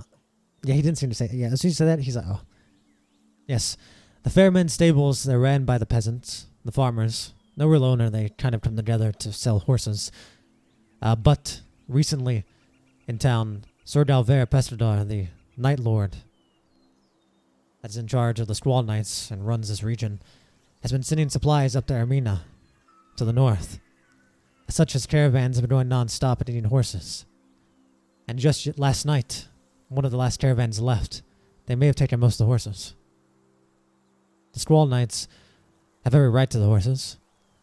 As such, they got first servings. Of course, no one's to complain. The Squall Knights keep us safe. They're one of our most popular knight orders. It's an honor to be able to serve them. Fuck. We need to get to Port Crevice as fast as we can. Do you know of any ideas what we could do? Like, do you know any other forms of transport? Horses? A messenger? Well, that also is a problem because messengers can't be passed out either. Because there's no horses to carry them. If you're trying to get there yourself, the best thing you can do is run. There's no wagons here. Maybe hope on your way you either find some bandits with horses and you take them out, or maybe you'll find some nice travelers. Oh, shit. But, as I said, I've not been to the stables myself. They may have some horses. But odds are most of them are good. Gone, at least the good ones. What's the knights called again? That were here? The ones of this region that are owned by Sir Dalvera are the Squall Knights. And they're going up to the Knights of the Red Blossom. How do you spell squall? SQAL? 2 L's. Yeah, thank you. Well, it's Squall. Squall. Or actually, is one? I don't know. I would have to type it out. Something like that. I'll just Squall write yeah, it. it's Squall like the storm. Yeah. I mean, you've heard about this several times. I mean, Kira and Stavros ran into them. It was mentioned whenever it was when the forebodar was there and the peasant jumped up and was talking about it. You guys know full well that Galvera has been sending these supplies, a lot of supplies, like an insane amount of supplies up north. So yeah, this is not new information, but you didn't really think that, this might cause a problem for us until now. But that's what he says. He looks at you. I appreciate the information. I'm sorry I don't have any bullets. It's not my... Gunpowder's not to my taste. I was raised on the arrow and the string. No worries. I've always respected people who use bows. I'm not, quite well versed in strings. Well, if you need any pelts, come here. Don't go to... Well, I'll be sure to cut you a deal. No need to go to Leah Hosh there in the market. And give you many things for a mighty fine discount. Especially if something comes with this information. Give me one second. That woman in the market to try and scam the hell out of you.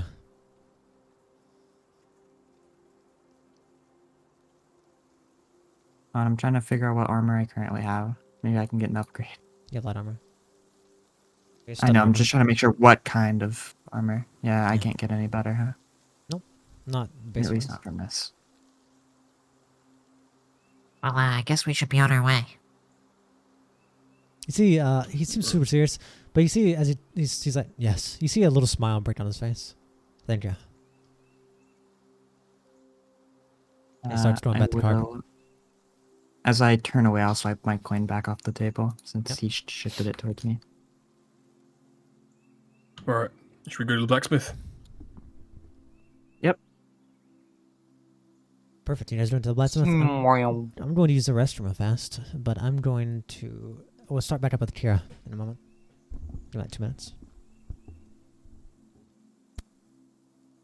Kira's gonna be doing the fucking karaoke scene from Yakuza. Uh-oh.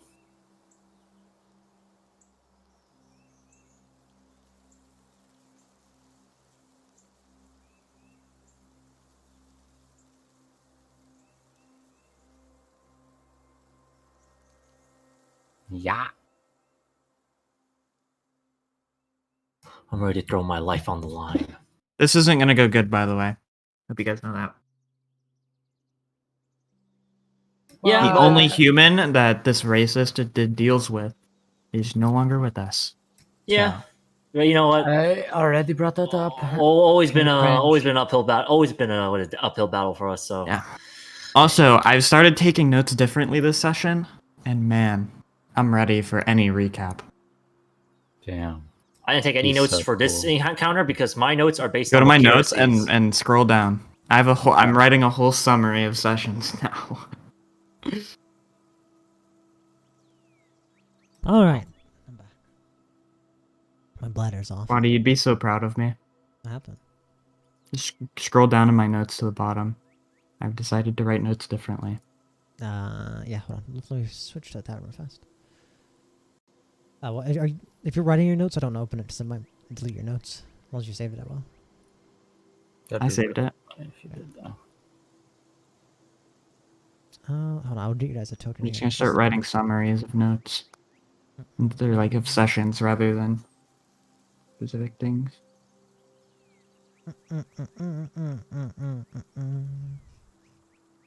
Oh, nice. I like notes. I do too. Let me get you guys some tokens in here. Oh, this guy's not supposed to be here. Hold on, let me get rid of this man.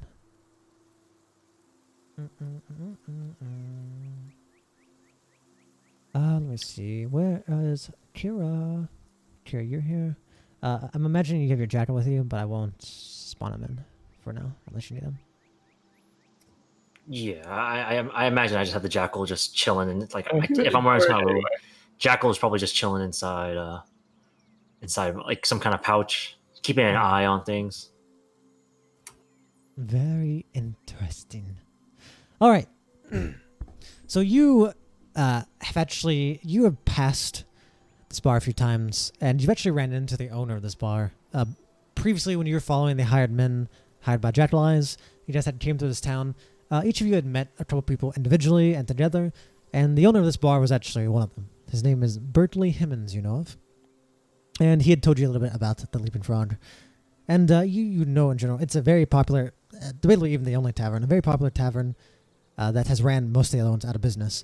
And when you first approach, the outside really isn't anything too special. You see it kind of sits between two houses, and it blends in like the other house has this red roof.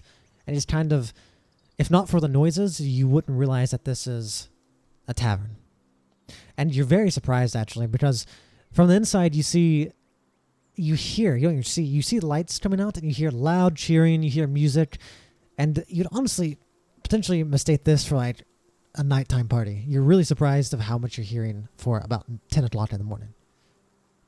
And, well, feel free to move around. You can go inside if you want. There's a door. Also windows. Jace, you are similar to the other ones who like trying to go through windows. I'm just gonna peek through the window, see what I can see inside. Yeah. When you peek inside, you realize that inside the place is pretty typical as well. It doesn't seem anything too special. You see several round tables with benches and little stools, as well as you see a bar in the distance. And in the corner where you're looking through, you see that this is kind of a little special area. And you see that it's probably more for groups. And as you start going to the door, Gonna make sure my hood's on. you do. Jackal's tightly placed inside my jacket. Oh, sure. Okay. I open the door. You open the door. When you open it, you realize that there's a lot of people in here. You figure that usually this place has a lot of traffic because the Maple Springs is a very popular place. But you know tourism's been shot and things aren't great. You are very surprised by how popular and lively this is.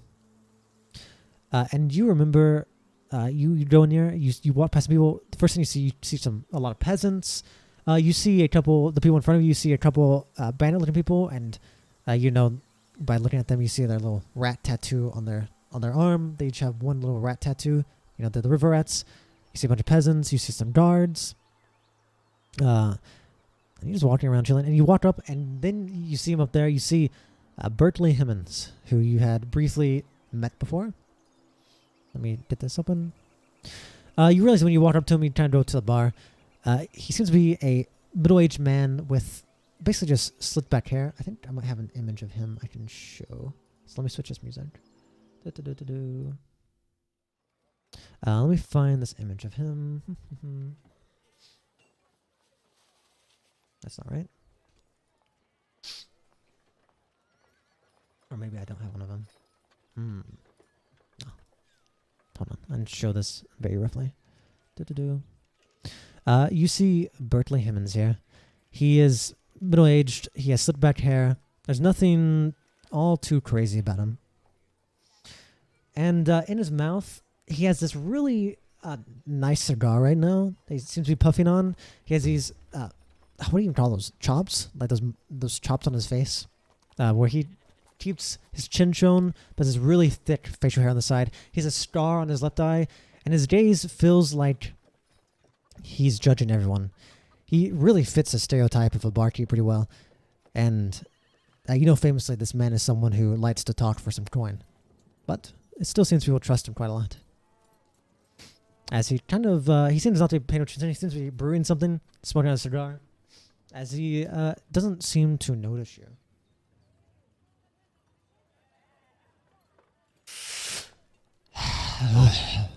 As I'll just approach the table.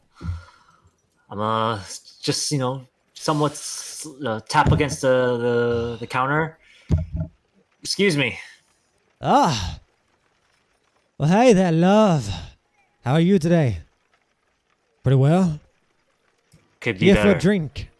Oh, I'm sure a drink will make my day a lot better. You do look pretty rough. You see, kind of like, he looks at you. He's talking, and he looks up. Wait a second. He has a cigar in his mouth. I think you're the... I remember you. You're the talk of the town these last few weeks. Oh, do you remember me? And why am I the talk of the town, if you don't mind me asking? Well, a couple days ago, there was this man who came to town saying him and his group were ambushed out there in the swamps and the marshes. And while you guys were the ones coming here looking for information, I remember you guys came into this bar to my old leaping frog. Didn't really want to drink too much. Said you were asking about those men. Well, I remember I told you they said they were going into the Maple Springs or the Maple Marshes. Very strange. You guys are going after them. Then one of them comes back claiming all their friends are dead. Very suspicious. Not my business. But, I'm glad to see you back. I'm sure you haven't forgotten about, I'm sure you haven't forgotten about me trying to get you to drink the old swamp brew, have you? You finally came here for some, huh? Oh, I definitely have. And I think I already know what I want to order. Yeah. As I slide him the, what is it? How much for a glass of swamp brew? Of course, you can always look at the menu, but he says, he pulls up this little menu, pushes forward. It's the finest there is, miss. Brewed here myself, my own personal thing. A lot of tourists say they don't like it because it reminds them of the swamp. As he pulls up this bottle is like, it's kind of small, definitely half the size of like a wine bottle. Not overly nice, but it has this like really deep green, like lime green look. And it looks like literal swamp water. You don't really see anything floating around, but it looks like green water, which you understand why it's called swamp brew. 25 silver dockings for an entire bottle. Good deal if you ask me. Fresh. Read last night. Any way I can just get a glass? Fortunately, we only sell bottles.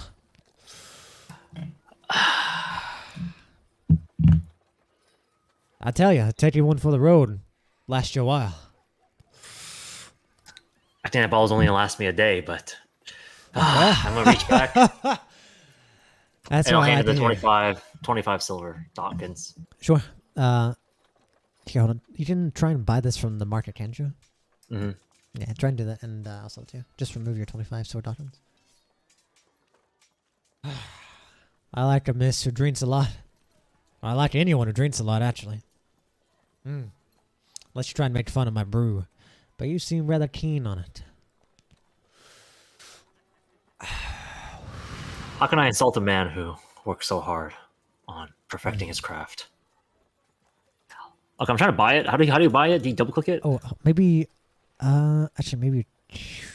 Oh, maybe you have to... Here, I changed it. See if you can now. Oh, okay, yeah, now I can. Yeah, sorry, I forgot... I made this a long time ago.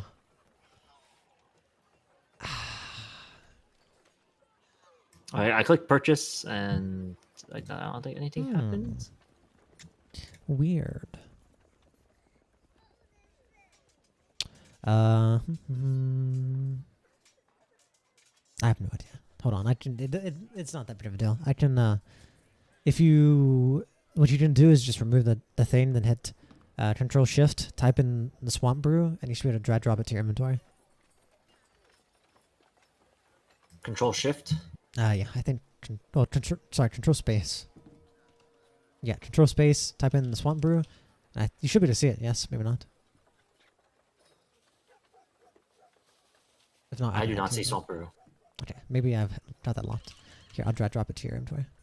Do-do-do. The swamp brew. Alright, you now have a bottle of swamp brew in your inventory. So heard any sorry, what were you saying? No, go ahead. Go through it. So you heard any rumors regarding what could have happened to the springs? Who's asking? You? Just a curious fella.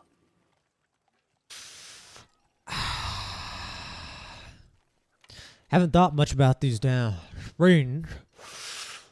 Besides ruining my business. Less people to buy my brew. All the tourism's gone. You kind of looks around. As you look around, you see everyone here is just locals. There's only a few people in here right now that aren't from around here, and that's those folk there in the back. They're shockers. The back? He points to the back behind you, back right. Kind of where you look through the window, you see three men who are kind of Though they look very sketchy, do me a history check. They don't really look like... They kind of look sketchy, but they're not like the river rats who look like bandits. They kind of look more like hunters or assassins almost. But you can do me a history Good check. folks. Yeah, do me a As history check too. I did history check, but I don't know why it's not going. It's not interested. I lost connection to the server. Classic. Good folks. Maybe. You know anything about them? Guess, nothing I can remember at the moment, I guess. I see. You must not be much from these regions, huh? Or not much of a historian. No, I kind of shake the glass in front of the bottle in front of him. I'm kind of a in the now kind of person. Not a problem. You see, he had he was still kind of getting your glass, and you have your glass now. But what he did is, he seemed to be very keen on wanting to slide it to you, kind of like across the bar. Instead of handing it to you, he wants to like slide it down the bar towards you. I'm gonna like kind of extend my hand further. Don't like, yeah, come on, slide it down, He's buddy. like, I like your style. As he slides it down, and you hear it as it slides across the table, barely missing some of the already plates there. As you pretty easily catch it, and you can tell that he seems to be pretty. That must be guy's so something he does a lot. cool. Must be something he likes to do a lot. He has his own little style here. Yeah, the Rashaka. Yeah, the Vishaka. They probably don't know nothing about the Springs, but they are here looking for information. Rashaka are native to these regions of Kadoy, and much more of the regions around here. Displaced by, well, they're humans themselves, most of them. But they were displaced by the ones who came here to colonize, back whenever the city of Gems, Betrod, first formed, back when the history of Kadoy first formed. They were native here. Sort of displaced them. But thankfully they aren't. They're always more of the nomads. They have their own traditions. They like going around, kind of warriors. The Rashaka they are. They like finding things to hunt. They like finding the biggest beast, the biggest opponents. To them, life is the life of a warrior. To fight strong opponents and to become stronger than you are. They dedicate themselves more or less to being nomads and traveling around, hunting things, people, bounties, creatures, anything. And currently, those ones back there, they've been asking around for information. I know you guys you yourself, Missy, just got back from the old marshes. Seems they want to go into the marshes to test their luck. I'm sure they might. What are you pay. looking for out there? Well, as I said, I can only assume they're looking to fight something. Hunt something. Did they specify what you're looking for? No. Well, that's what they're looking for. They're trying to get a lay of the land, see what's out there. Of course, they know general information. Frogmen. Various snates. But they always assume there's probably something lurking out there. Or perhaps they even want to go to the inactive volcano. No one goes out there much anymore. They assume that there must be something lurking out there. But no one travels out there. Not many people have information for them. I'm sure they'd pay you. You ask me again, are they good people? Depends. They have their own sense of honor. You got another one of those? As I point at a cigar.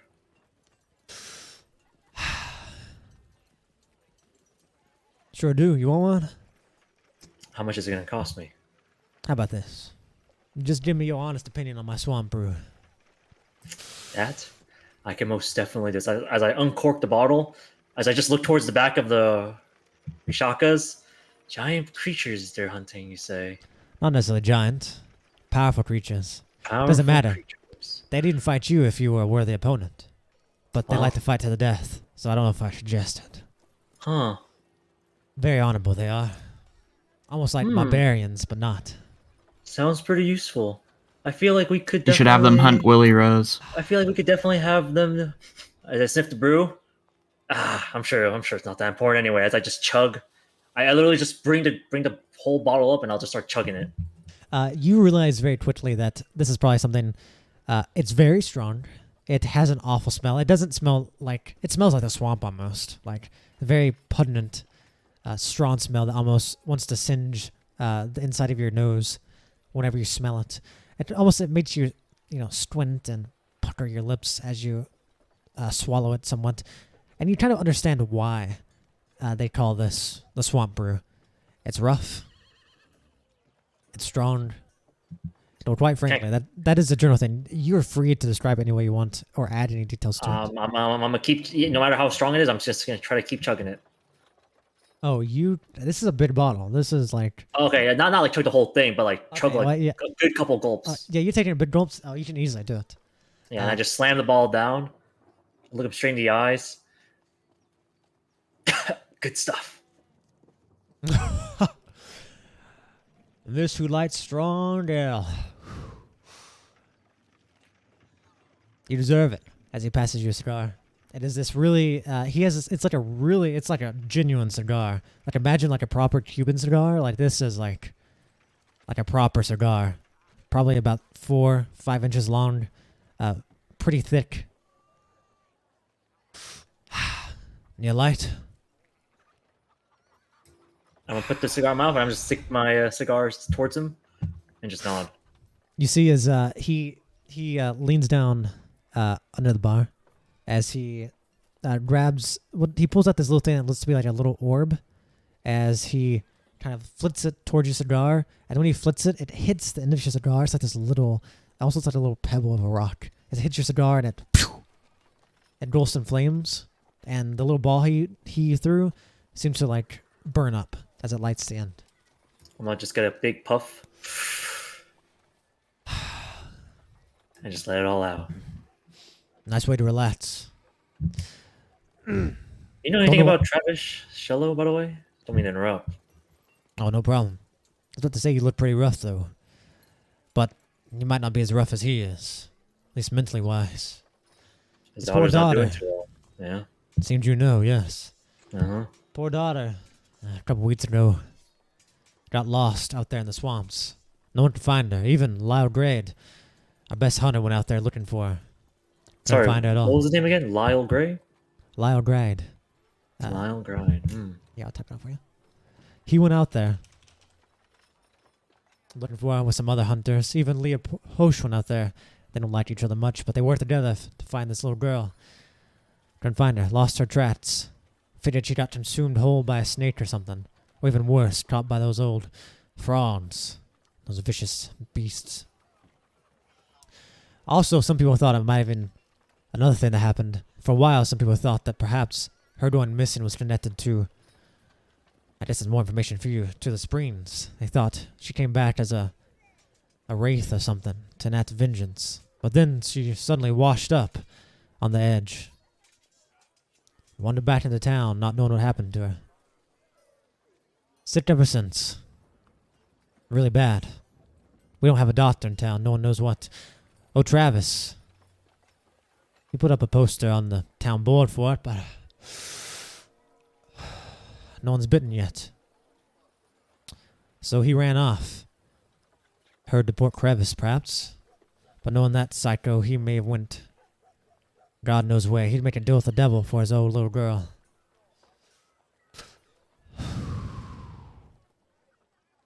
Been gone for a while. Can only hope he's alright, but no one can send a message. I've actually been needing to send a message up to Port Crevice myself, but there's no messengers anymore.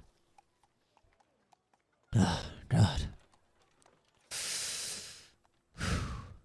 Say, where are you going after this?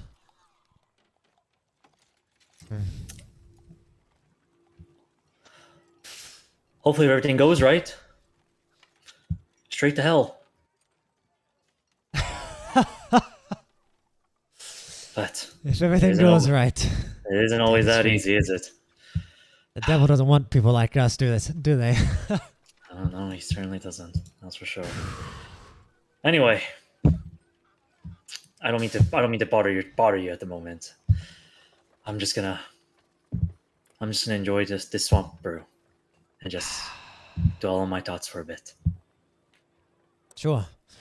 Remember, need some cash. Feel free to talk to Rakash, and they'll happily pay if you give them some information. If you need some too, I'm willing to pay if you can send me a message. But we can talk about that after you enjoy yourself. I'll be sure to keep that in mind, Berkeley. Yes. Thank you. As I just nod, holding a glass of his swamp brew, and I'm just gonna drink until my vision turns black. Okay. He seems to go around and talk to some people. Some people were talking. Everyone seems to be loud, and there's music. Some people are singing. No one bothers you. You just get to enjoy your drink. And we will go see what the others are doing. Where were the others of you going? Blacksmith. Oh, Blacksmith. Vince Smith Yeah. Repair. Is that it? Yes. Blah, blah, blah. it is. Yeah. Going to the blacksmith. You could just call it a smith. The smithy. Whoa. Where is the smithy? Here it is. British. Oh, you guys are waiting here. Let me move you guys out. Oh shit, that deleted you all. No! That's the only advance, you guys. I've killed you all. Well, we're banned. Okay, you guys approach. You've been here before. You go down some streets. In between some houses, you see this very normal, pretty normal looking house. You can tell it's a house you've been here before that they worked out of. And, well, you're here. Yeah. Yeah, me thinks. Alright. Why do you two thinks sound we're like that? alright. Why you guys sound Yeah. Alright, sounded stupid. let's get in here and get some of our stuff and we can Right. get out of here. Alright, Alright. fellas. We've got a blacksmith to go to. Let's go talk to this racist cunt to fucking get our shit back, yeah? I'm confused. It's been like we've been walking for 5 minutes. You just started talking like this. Oi, what do you mean? Bro, Just came out of nowhere. You know. Just, Alright. is there a This is very problem, annoying. Is mate? there a fucking problem, mate? I don't know. Is there? Have you got a problem with us? No, He fucking Honestly, right. I I'm think just I gonna have go a in. little bit of a problem with Kit here. I've got quite a bit of a problem with you. I shoot him and kill him. He Oh my dies. God. Alright. Hello. As you enter, you see her daughter, Jesvin. It seems to be reading, but she seems to be being bothered a little bit by a very young boy. Sister, why don't we do a play? Sister, Robbie, please, I'm trying to read my book, Robbie. Let's get into the good part. Dom's about to confess. Sister, and they kind of look up whenever you approach. As you see a little boy kind of hides a little bit beyond. You actually seen this boy Morning. before. You saw this boy before at the market, though you never interacted with him. You seem to have been trying to sell some nets in the market. She looks up. Oh, yes. Hi again. The adventures from last night. From yesterday. That's right. Oh, good news for you. Yes. My mother has managed to repair all of your stuff. Should be in great condition for you. Oh, that's phenomenal. Happy to hear it. Yes. Is there anything else you like? I assume you don't want to buy a plow or anything today? No.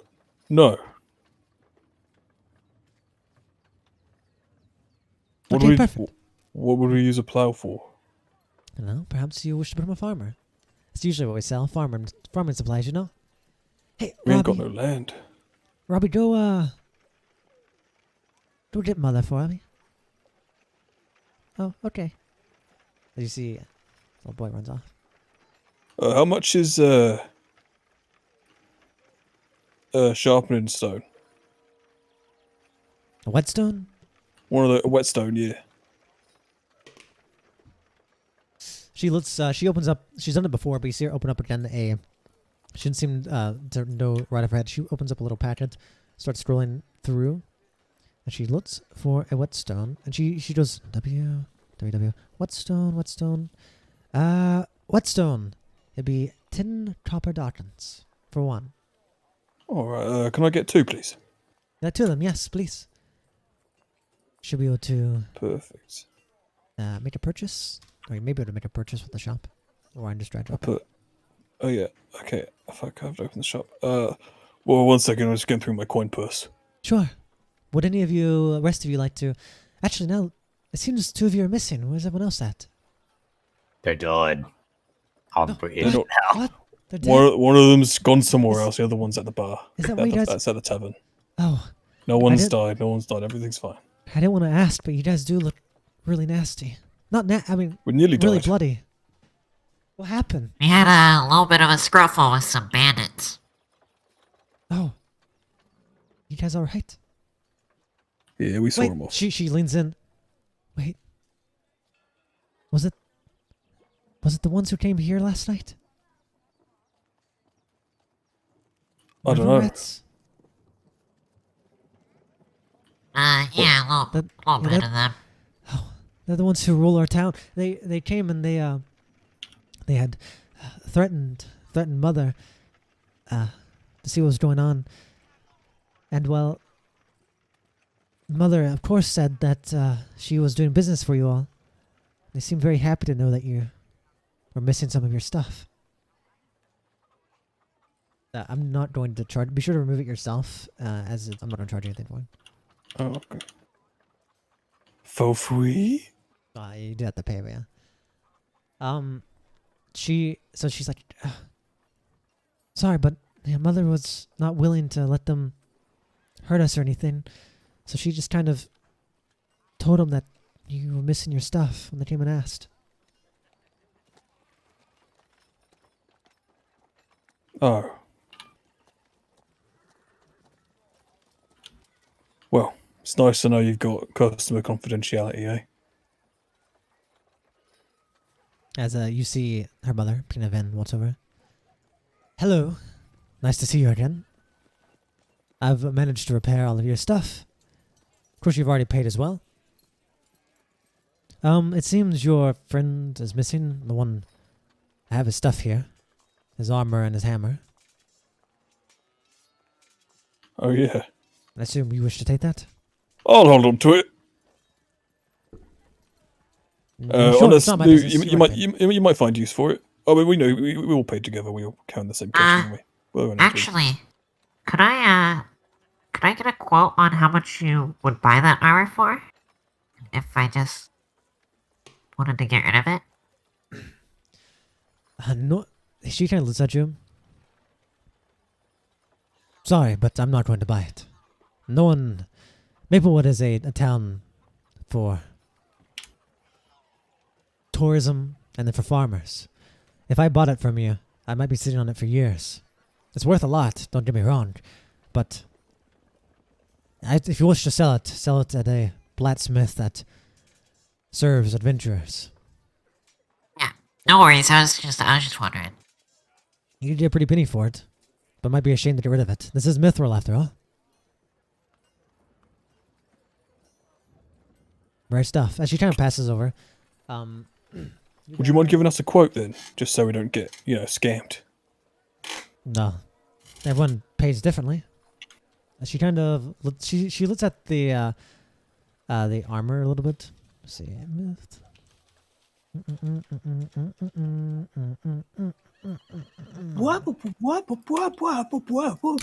She looks at it and she looks around.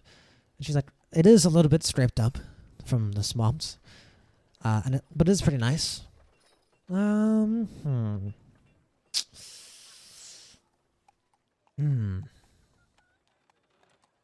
don't know.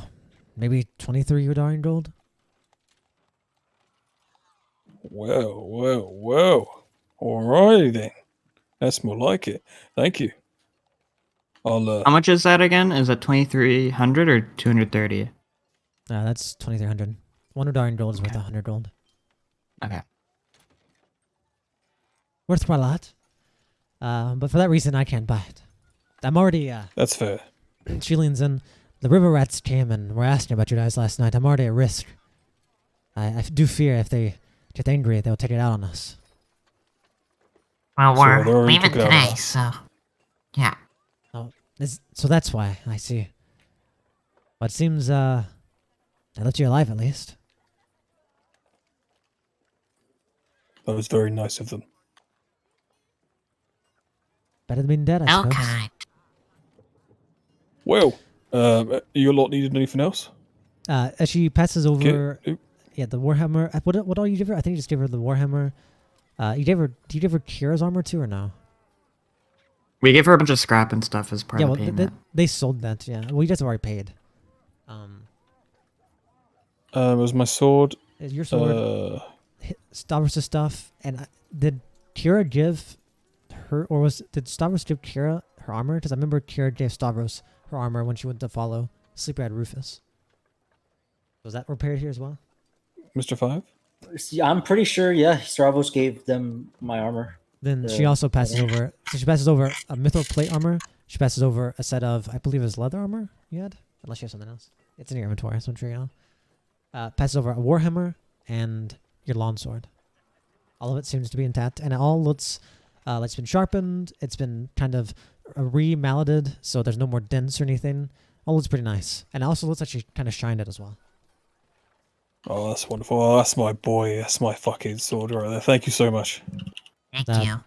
Pleasure doing business. Sorry for such the rough customer service, but trying times.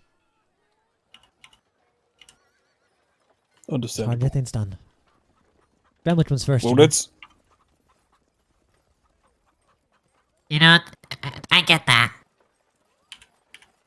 I respect it. Yes. Thank you. I'm actually going to be, if I can, I want to be the one to grab the mithril plate armor. That's what you guys.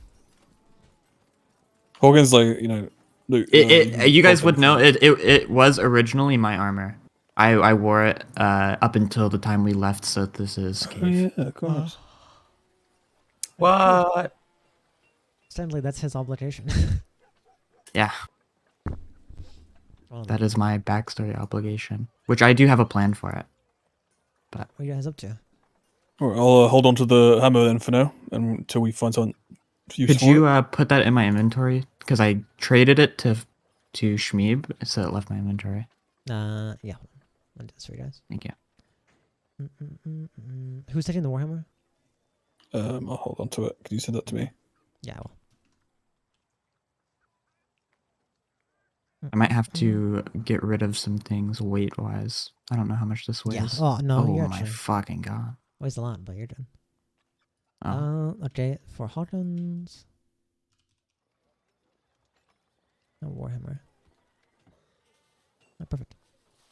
All right, what are you guys up to next? Pinavin seems still as always. She seems dirty. Her hair is still singed, and she seems like she's I eager to guess get back to we'll work. just regroup at the bar. Yeah, let's go back to the tavern then. Good luck to you guys. Pleasure doing business. You too. You Goes away. wanna... You hear the little boy say bye, and you hear the girl say, Ta-ta. "Take care of yourself." So, are you guys going to find Kira? Yeah. Perfect. Gonna go off to the Leaping Frog. You're leaping frog. I guess we will. That's Are you right. coming, Hawkins? Yeah. I'm starting to hate Not both of you. anymore. I How think much I'm time gonna would you say lower has this hammer passed? onto my fucking head. Since they've been doing that, the inn about the same distance. So honestly, Imagine not that long. yeah, Probably an like- hour. Not even an hour, because they would have. You guys probably would have arrived both places same time. They got that done in 15 minutes. You were probably talking for drinking for about the same time. Well, we were also at the Hunter's Shack. That's probably been like maybe 30 minutes since you've been here. Oh, you also went to the Hunter Shack, you're right. So maybe been like, probably 30 minutes since you started drinking. Not since you've been here though. Okay. You're definitely feeling good though. You guys are free to Right, do what you want. Yeah, you guys are. Are we though? I guess there's any time I would have just been talking, just actually, yeah, just chilling there. Maybe occasionally talking to Berkeley. I kick down the... No, I don't. I just walk in. Hogan's like slided between my legs and kicks the door open. As you as you guys begin to enter, you realize there's a lot of people here. Before you even arrived, you heard music. laughter, talking and screaming, and you guys are kind of actually surprised that this place is so bustling at so early in the morning. It's you guys Boston. enter. The first thing you see some peasants, you see some guards, and you see some various people obviously at work around. In front of you, you see two people that look very similar to the river rats. You can also see a single rat tail on their right arms, signifying that they're one of the rats. And as you guys enter, you also see Kira at the front. Also, anyone who wants... Kira, you could as well, because you might have done this in the first place. But anyone in here can do a perception check if they wish. I would if Kit would get his fat ass out of the doorway. That seems like a typical thing for it to be done. Okay. Thank you, Kit. Wait, could you not walk through me? Well, you know, can't just. You're in the way. past you. I don't want to like trample you. Just walk over me. It'd be rude. And I just stood directly in the doorway.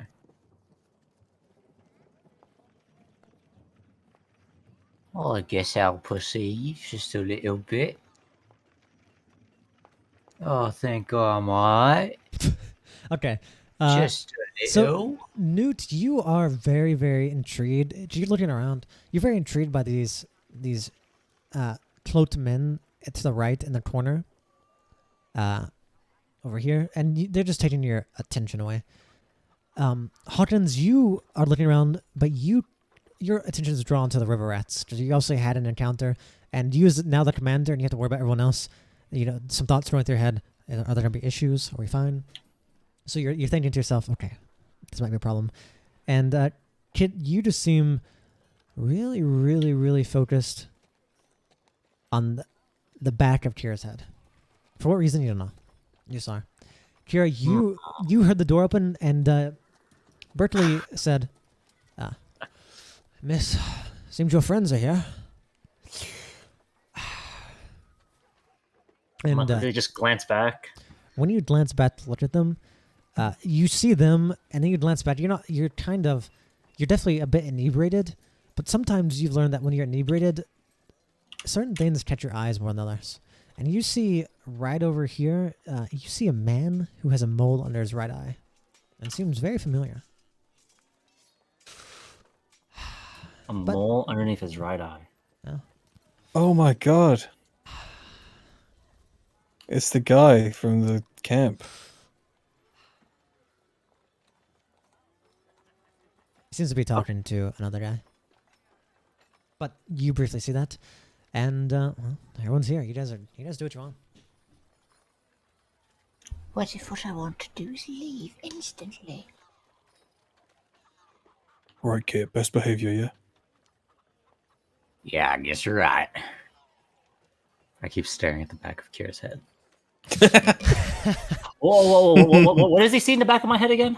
Nothing. He's just looking at, he's just looking at the back of your head. He's just looking at the back of my head? For some reason, he just saw the back of your head like he recognized you. He's like, oh, there's Kira. And he's just not paying attention to anything else.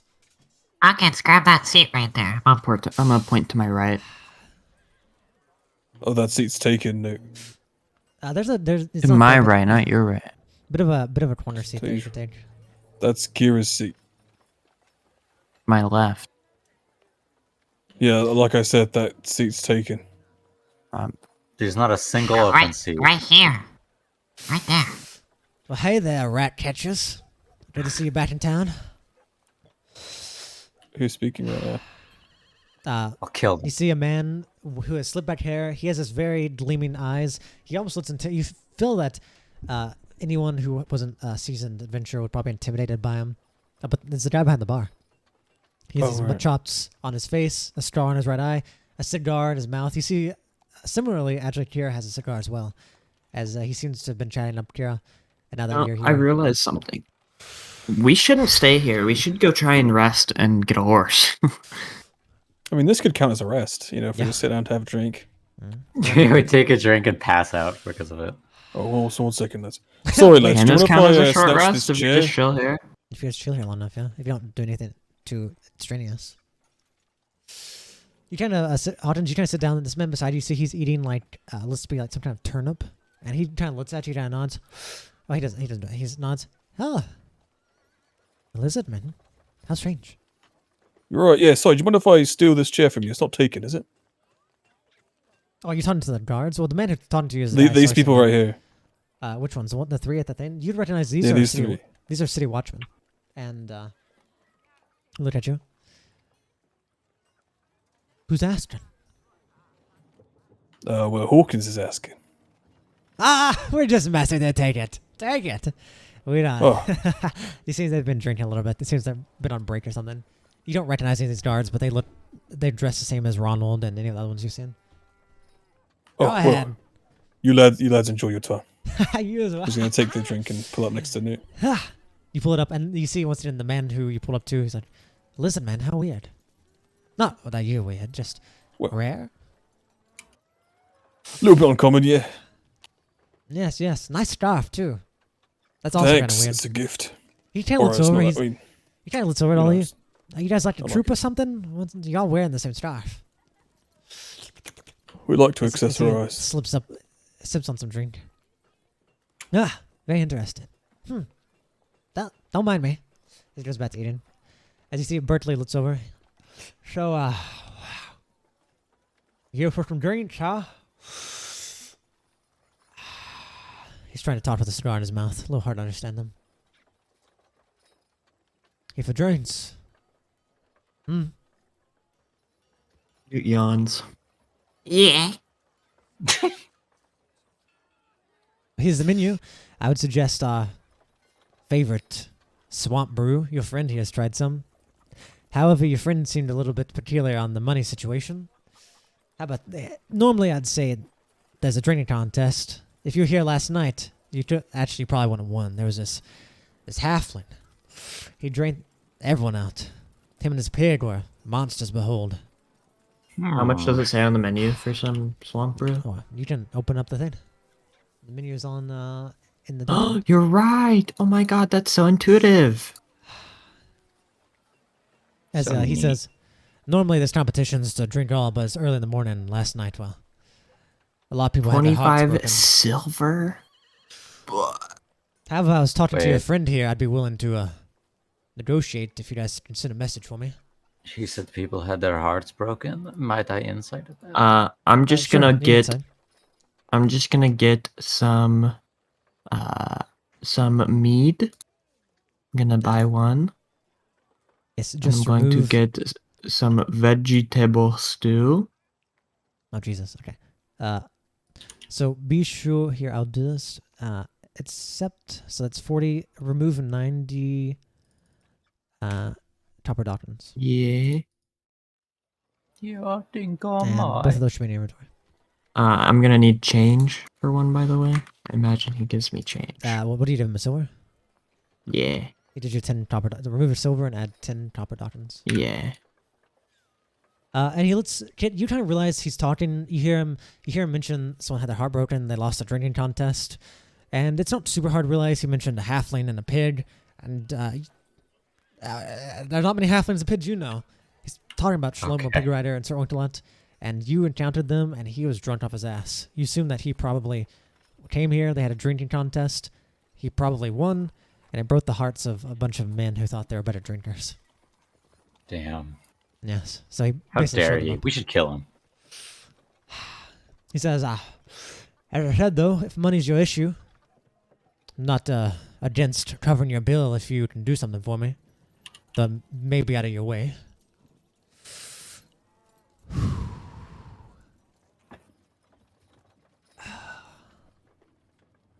He seems just to be looking at it. He's seeing if he doesn't respond to anything. I'm looking at the back of Kira's head. You can't even see the back of it anymore. You're sitting down. Ah. Did any of you say anything in response to that? I'm kind of just looking at Newt. I thought he was talking to him. No, he's talking to all of you, kind of. He I knows was you're a talking group. to you. He knows you guys are a Oh, group. sorry. He's- What did you say, Bradley? So you're Bradley? enjoying yourself. No, he looks at you. It's Berkeley. Your friend has the swamp brews doing her in. If you guys are willing to send me a message, there's no horses for the messengers to be sent out anymore, and all the birds have already been sent out. Are you willing to cover your cost for the day? Or instead of covering your cost, I can send you off with some swamp brew. Where are you trying to go? Or are you trying to get a message to? I'm not going anywhere. There's a friend of mine up in Port Crevice. Normally we send messages back and forth, but I sent my last message to him before all of this. Before all the caravans took all the messenger horses. And, he normally gets back to me within a week. His name's Thomas Libble. Him and I are close friends. We went to school together. He, runs a shop up there. And, well, it's a 9 days journey there. It's not very often, and back. It's not very often we see each other, but you know how it is. You like to keep up with your old mates. Well, it's unlike him not to send a message. He said, he'd been offered a job opportunity, and he was thinking about taking it. So I sent him a message back, and it's been, how long? Three or more What was weeks. his name again? Thomas Libble. I'll type it out. Yeah, this is how it's spelled. I have a letter for him. It's written here on the front. Here it is how it's spelled. He writes it out. He showed you the letter with the name on it. I just need to send this message to him to check up on him. And I assume, well, if you go there and you see him, I mean, that's proof enough. Normally, the cost to send a message is not too much, but I'd be willing to send you off with a bottle or two of swamp brew. I'm sure your friend, he kind of smiles at Kira, would enjoy that. And if any of the rest of you, drink it.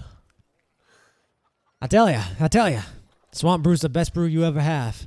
A lot of these tourists try and tell you it's not for them, it turns them off, but swamp brew will make a man out of you. Or, I guess a better woman.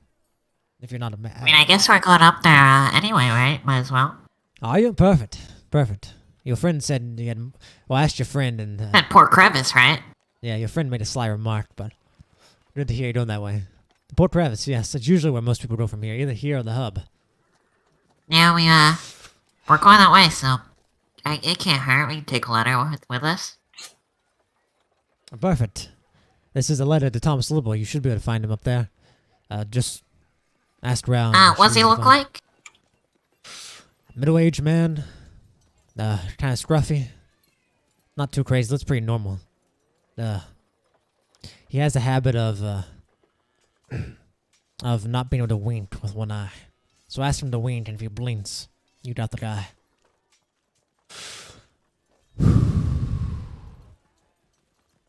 I wasn't bad about that. He passes you a letter. What do you want? Some swamp brew? I'll give you 2 bottles for it. That's much more than I'd have to pay a messenger, but I do care about my friends. How about some drinks down? We'll take 1 bottle. Well, if I pay your drinks now, depending on what you get, you may be losing out. But that's fine by me. I think that's fine. Here you go. He passes the letter over. Since he's talking to you, Newt, he passes it towards you. Yeah, I'll take it. I don't have the item made, but I will make you an item. Yeah. And it'll be a sealed letter to Thomas Libble. Got it. Yeah, you should be able to find him up there. Just ask around. He runs a shop.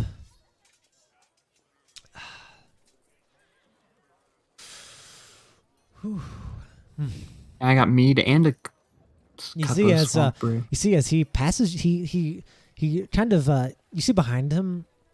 You see a bunch of like kitchenware. You see pots, pans. He turns around. There seems to be a pot that is on like low heat. He grabs. He gets this vegetable stew. It's not, even though there's vegetable stew at the Springside Inn, this is much worse. Not like it's bad, but compared to what Victor had made you, this does not live up to it. And for this, you can realize Victor is actually a decent cook. It's pretty similar. This is a little more creamy Rushed. and has a little more rush. It feels more. It doesn't have the planty. soul. Yeah, it feels more planty, more herb-like, more like soul food for when you're eating. Passes you this. You see a man to your left. He seems to be eating some chicken wings, and he passes you this. He puts the bowl up there. He says, "All right. There's a rule in this bar. If you're going to drink, you gotta do it cool." And you see he walks to the other side of the bar, and he seems like he's about to try and slide this mead down the bar towards you. Get ready, boy. I'm always cool. As he very expertly slides it, and you see it starts spinning almost. As it spins and it misses some of the plates, it misses your stew. I assume you wish to catch it. Yeah.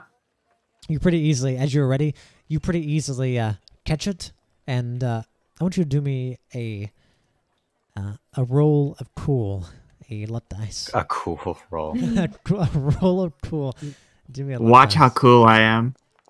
He's gonna be so fucking cool. You pretty easily. You see it Holy, spinning, and so cool. Yeah. you are pretty good with your eyes, hand-eye coordination. You shoot guns. You have some. Can I flavor this? Can I flavor this? This is, dude. I feel free. wanna catch it because I assume it has a handle, right? Yeah, dude. It has handle. It's spinning around too. I wanna quick draw my pistol and put my pistol through the handle to like stop it. That's sick, dude. I like that. You see very quickly as you put that pistol in there, as he looks at you. I'll be damned. I haven't seen something that cool in a long while. Also, I really appreciate that you have decided to take the initiative to flavor your own actions. You have inspiration. Please mark that in your character sheet. So cool. Anyone else want anything? Order? Who am I trying? Yeah, I want regular meat. inspiration too. Do something cool, man. Start flavoring your actions more in combat and then. You did it more. Yeah, can I get some meat, please? Will that be off, will ya? Yeah, I'll do me. Yeah, you know the drill. He seems to just at the other side of the bar. Bring He it seems over. to go up to this tap. And it comes straight out. He has this barrel and this little tap. He flips up the tap and it goes straight into this mug. It kind of fizzes up. It says, "All right, here you are." As he slides it down the bar, and this time it looks even faster, almost as if he's been inspired to see what you can do after what Newt had done. Seems to be going faster and spinning faster. And you're Do also I wondering have how. to do this with a disadvantage? No, this is a luck roll. Okay. This is all you, baby.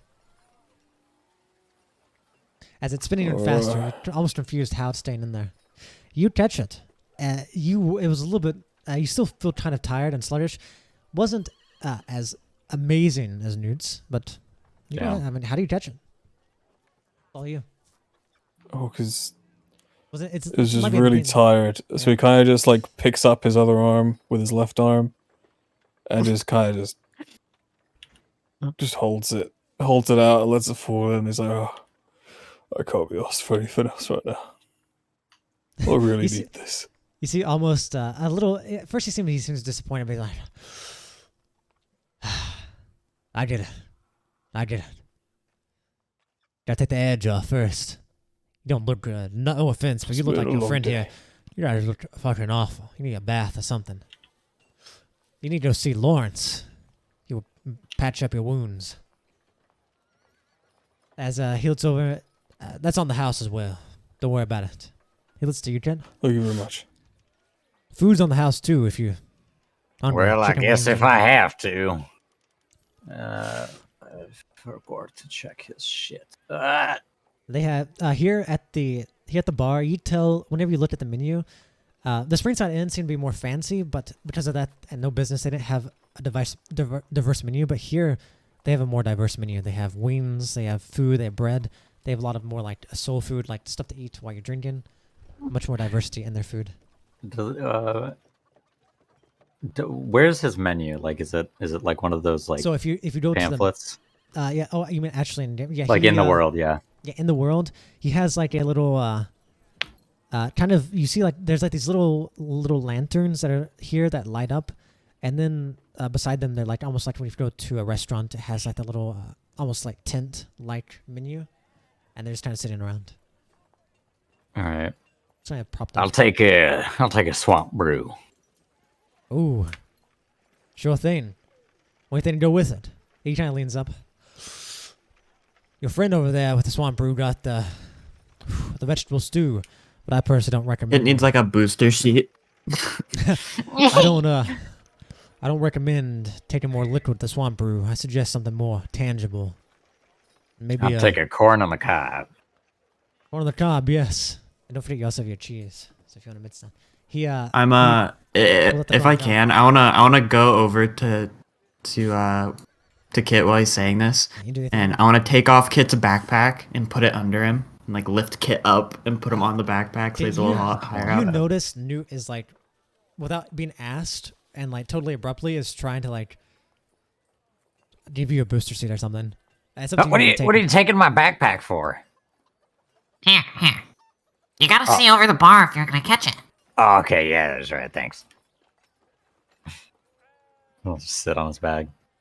Probably. No, it's your bag. It's squishing not my something. bag. Yeah. I'll sit on Kit's bag. Oh, I meant his is in his. He yeah. request a swamp brew so it'd be in your inventory because there's a lot of swamp brew. You have more left over. It's like a bottle. Wait, what? But it's gonna be free. Request trade? When you go to the menu, like how you buy something, Yeah, I clicked purchase. not work. Maybe is he out of stock? Click it. He ran out. Yeah, I know he's not, but maybe on the menu I forgot that more. But you see, or maybe it's just, maybe you don't have the money. What does it say whenever you try and do it? Doesn't say anything. Interesting. Here, I'll just drag one to your inventory then. And you see, he's trying to. All of you kind of notice that he puts the corn on the cob down in front of you, Kit. There's this little thing of butter he also has, and he seems to go back to smoking a cigar. You see, Kira is also still has the cigar kind of. There's a bit of an ashtray kind of puffing on the cigar every now and then. Kind of surprised. You guys have never seen Kira smoke anything before. This is definitely a new thing to behold. Maybe you don't know if Kira normally smokes or not, but Kira definitely seems to be a little bit out of it at this point. Anything else for you, lads? Oh yeah, can I get a chicken leg? Only one? They're pretty small. Yeah, just one. You don't need. Oh yeah, I'll take two then. You don't need to cook them. I'll just take it raw. Sorry to say, they all are actually already cooked and seasoned too. No worries. That's fine. He's I like, can have I a would cooked. normally offer them raw, but tourism makes our stock be a lot lower. I'd never know who we don't have here. Normally this place is triple as full. And I usually actually have to hire people to help me. As he kind of puts up this little tray. He goes back over to the kitchen, and you see he pulls a leg. It seems to have been soaking in some liquid, and he puts it in this little thing. He starts throwing some seasoning on there, and he passes it to you. Thank you. Here you are. Seasoned nice, fine.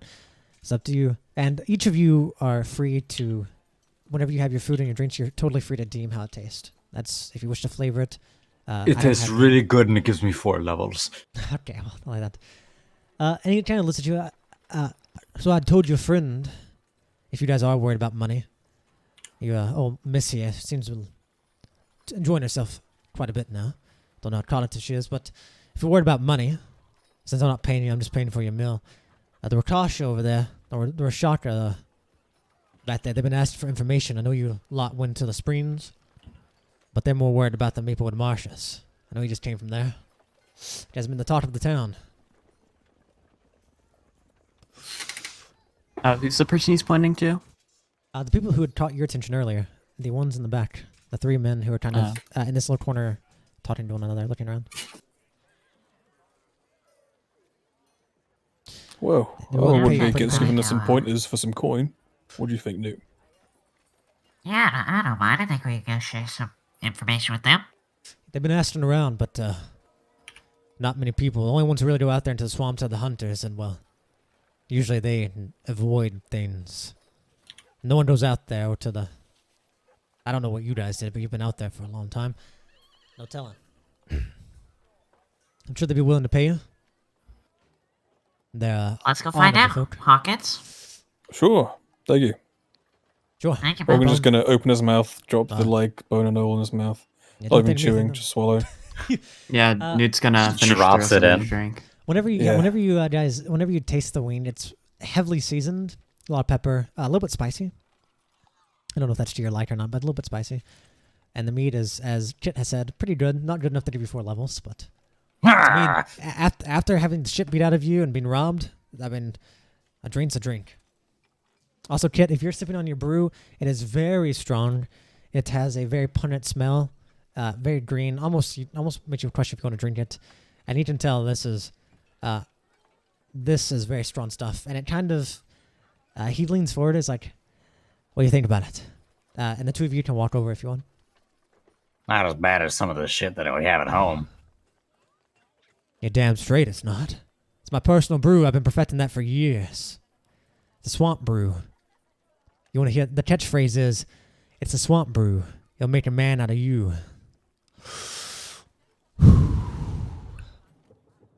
Okay. I'm gonna look towards Hawkins for him to start. He's just leaving. He kind of looks at you, Kira. Your friends aren't as sociable as you are. It's fine, I guess. As you guys run over.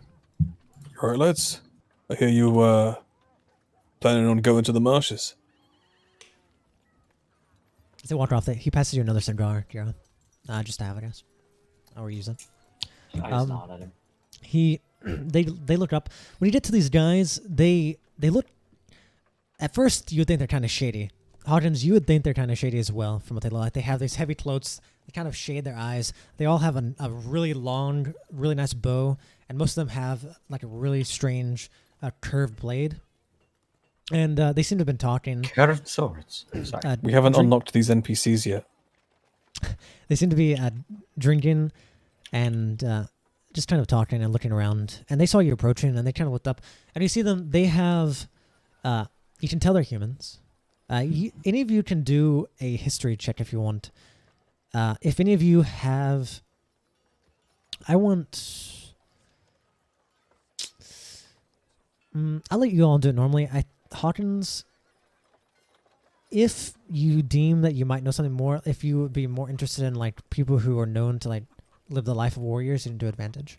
But the other two of you, I won't give you disadvantage, but since you're so like new to the world, you guys just do it normally. Wait, can you say that again? If they like, live what? if you think Hawkins would be someone who would be interested in like the history of like the region, and not this region. He doesn't really know a lot about Godoy. Well, the Rashaka kind of span this entire continent to some extent, and they're known to be like really tough warriors. So if you'd be interested in warriors, that'd be an advantage. Like people who are known to like. If it's like the entire region, he might have heard something. So yes, technically, yeah. They're a small minority, but I'll give you advantage for it. I'd assume that this would be something, as someone aspiring to... Let's have a normal roll. Yeah, I'll give you a normal roll. And Kit, do you wish to do a history roll or no? I think Primus might be doing something. I shall start with the ones... Oh, there it goes. Okay, well. Okay. The duality of man. Changed his mind. A 23 and a 1. All right, we'll start with the one... Kit, you don't know. These people, when they look up, they have darker skin. They seem to have strange tattoos tattooed on their faces and their arms and stuff. You might think these guys are cult members. And they, well, it's not like cult tattoos. It's like, I mean, for no better terms, these are like the Native Americans of, this region. They have been displaced. What are they called again? The Rashaka. I can... I believe that's the name. If you can see that. Thank you, barkeep. Yeah. Can you see that or no? You can you? Yeah. That's how. I'm pretty sure that's spelled. But you don't know much. But you see that they have like this traditional kind of like this darker skin. They have some paint on their face. They have tattoos. They have long hair, and they are definitely human, but they are not like Tradoyan humans. Tradoyan humans are usually more pale, a bit more fair-skinned, besides ones who are out in the sun more. These guys are very obviously human, but of a different ethnicity. As you look at them, you don't really know much, besides you think these guys look kind of serious, as they kind of give you a very intimidating glare. Hawkins, you've definitely heard about them before. In your pursuit of trying to find people who wish to become more powerful, you've heard stories about pirates who have tested their will, where the Rashaka have almost hunted down pirates. They've heard of these bounties and strong pirates, and the Rashaka who have no bounds. They simply come after, they hunt down strong people and strong creatures. Sometimes they come out onto the ocean. Sometimes they catch... there have been stories you've heard of where they sneak onto, or they get hired, groups of them get hired onto passenger boats, or they get on passenger boats, and whenever a pirate will come raid them, they are there and they fight the pirates to test their strength. And there have been many times where pirates have thought there'd be an easy mark, only to realize that this is not going to be an easy raid because the Rashaka are there. These people train their entire lives for battle. You'd also know that these people these are a group that have been around for like 300 years, and they were native to these lands before the nations and the different races started coming and forming actual communities and kingdoms. And since then, basically, before that, they ruled this area. They were nomads, they ruled, they hunted, and they were the people who originally lived here. So you know these people are strong, serious, and you don't want to be on their bad side, usually. Newt, you surprisingly know a lot about these people. Whenever you were talking to a lot of bounty hunters, have a lot of fascination with the Rashaka, because a lot of times, hand in hand, a member who is one of the Rashaka will hand in hand be like a bounty hunter. Many times, whenever a Rashaka will come to the Rose Gold Company, and they'll be like, "We're looking for bounties of the strongest people." And sometimes you've worked with them. You know that these are the type of people, they spend their entire life. They are trained from birth to be warriors, and to them, life is nothing without gaining more power, without constantly testing yourself. They dedicate themselves to the way of all weapons. They dedicate themselves to hunting creatures, to pushing the limits, and to pursuing greater and greater achievements. To them, everything comes down to the biggest creature they can take down, the strongest enemy they can best. They are known to take on crazy fights that they shouldn't win and come out on top. And they're basically constantly on a search for powerful enemies. So when you're here talking to people, you realize that these people are probably here because they figure that the Maplewood Marshes that people don't go into have kind of become a place, a resting ground, a breeding and spawning ground of powerful creatures. And you know they have their own sense of honor, and they will not disrespect you if you give them information. They'll most definitely pay you well if it's good information. And they're in front of you. The one in the middle looks up. I'm gonna look towards Hawkins for him to start. Yeah, he had talked. The one in the middle looks up at him. Yes. What do you want? Huh? Do you here for a reason? Well, my associates and I have just came back from a bit of an excursion over there, and I hear you're looking for info. Fawnde, would I know anything about their culture that might be like respectful of them to do? There is, yes, thank you for asking. There is a certain thing. Usually when they greet one another, they put a hand on their blade, like on the sheath of their blade, and they show the sheath of their blade, and they run a finger down the sheath of the blade, because that's a sign we're not here for violence. We're here to talk. Because if a blade is unsheathed, that's a sign that you're a threat. But whenever they communicate, they pick up their blades or whatever they use, and they run a finger down their sheath as it's sheathed. And they also show the belt buckle to make sure it's locked in. Well, I don't have a blade, but if I can, I want to use our secret language. I want to kind of gesture towards Hawkins and show him to run his finger against his the sheath of his blade. You also have your holster would act kind of similar, by the way. But when you do that, I'm gonna do that for Hawkins, and I'm gonna do it on my holster, kind of doing the same thing. What but I want to show Hawkins to do that. Well, go ahead and explain how you do it. What kind of we've came to the conclusion that there's foot tapping. What kind of secret language are you using? What version? I'm gonna click my tongue to get his attention. I want to show him just as I do it towards them, that way he can get a rough idea. Whenever you see that, it kind of reminds you that, oh yeah, there's a sign, these people are all about fighting, and you remember that there's a certain sign of respect when you come peacefully in to talk. And whenever he does that, you remember as yourself, oh yes, this is something in their culture. And you can easily tell what Newt's trying to get you to do. Hawkins goes ahead and follows Newt's lead. Oh yes, it seems you, they kind of bow their head. Once they see that, all three of them at the same time kind of bow their head. And you see them tap their brain, their chest, where their heart is, and then you see them run a finger across their neck. And Newt, you would remember that this is a sign of understanding and like appreciation to them, because to them, that mind means everything, the heart means everything, and the neck means everything. Those are the three main ways to kill someone. I'll bow my head. The one in the middle keeps talking. I appreciate that you know our culture to some extent. We are, though we do not hold grudges, it is nice when those who have taken our lands are aware of us. What is it you wanted to say? You said you came from the marshes, yes. We have been looking for information. It seems that you're aware. No need to waste our tongue. Please, take a seat. And there are some seats there. It's hard to see, but that blanket there is kind of like also like a bit of a raised up bench. Yeah, I'll sit. So you guys can find seats. Sit there. And you see a man in the corner who's just minding his business, seem to be listening, but he does not seem to be with them. As he nods, we are willing to pay, based on your information. It seems you understand our culture enough. But we are looking for information on the creatures of the marshes, all of them.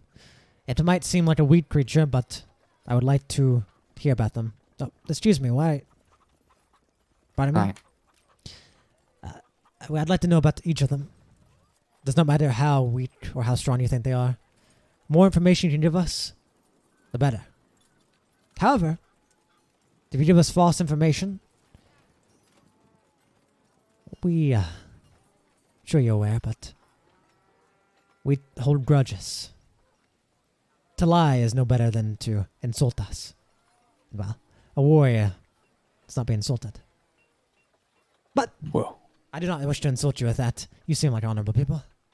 We've no interest in lying, isn't that right, Kit? Sure. Winks. He's a bit slow. How do you spell Mother Devortor, by the way? I know Mother. M. You can also always check your old. You can always check your old Devorator. quest as well. Just in all old quests, it has all the names. Go ahead. We are listening. Well, the weakest monsters I can recall in the marshes are the leechodiles. They're like part crocodile, part leech. They're a bit gross. They like to latch onto you. Sure. There's usually, if you find one, there's probably quite a few. Not much of a threat, I assume. Looking for something. No, they're not much. They can be a bit of a hassle, though. Hawkins, we shouldn't waste their time. We should tell them the good ones, you know? All right, well. He kind of hears you and says, that is my bad. I did say even the weakest, but let's change it a little bit. The weakest, if they're somewhat unique. Leechodiles are. Yeah, I know what you're looking for. The first one, I'm just gonna start with some of the bigger ones. Goes by Mother Devortor. It's something the frogs worship, kind of out in the marshes. Often they sacrifice them. Yeah, the bullywugs. To this giant crocodile, alligator. I'm not sure which. We had stands bigger than this building. We'd originally came here expecting to fight the frogs out there. We've heard many things about how violent they are. But I think there's... the giant crocodile works for them. Other way around. I think it's the other way around. But it's the building. Probably a bit bigger. Maybe bigger, yeah. Yeah. If the... he looks around. He looks at his two mates kind of look at him as... they kind of look to try and consider how real this is. He looks back. We have fought strong things before. But a giant crocodile this size, that would make it an epic beast at the least. If it works, or if it makes the frogs work for it, Is it sentient? I'm not sure. Does it speak? Not sure either. We've never heard it speak. There's we had a small confrontation with the frogs. We ended up in their camp for a bit. There's a lot of them. We watched them. Two of them fight for some place on the hierarchy, and one of them got sacrificed to this giant beast. You see, he pulls out a map. Or he looks to his friend, he nods them, and his friend to the right pulls out a map, puts it on the table. Could you mark their camp for us? I wouldn't. It's not as much a camp, more of a whole town or city.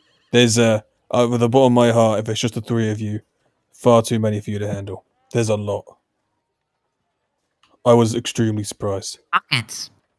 Don't underestimate them. Yeah, I'm not underestimating. I'm just trying to be a realist. I'll It's an go army. mark on their map. Army.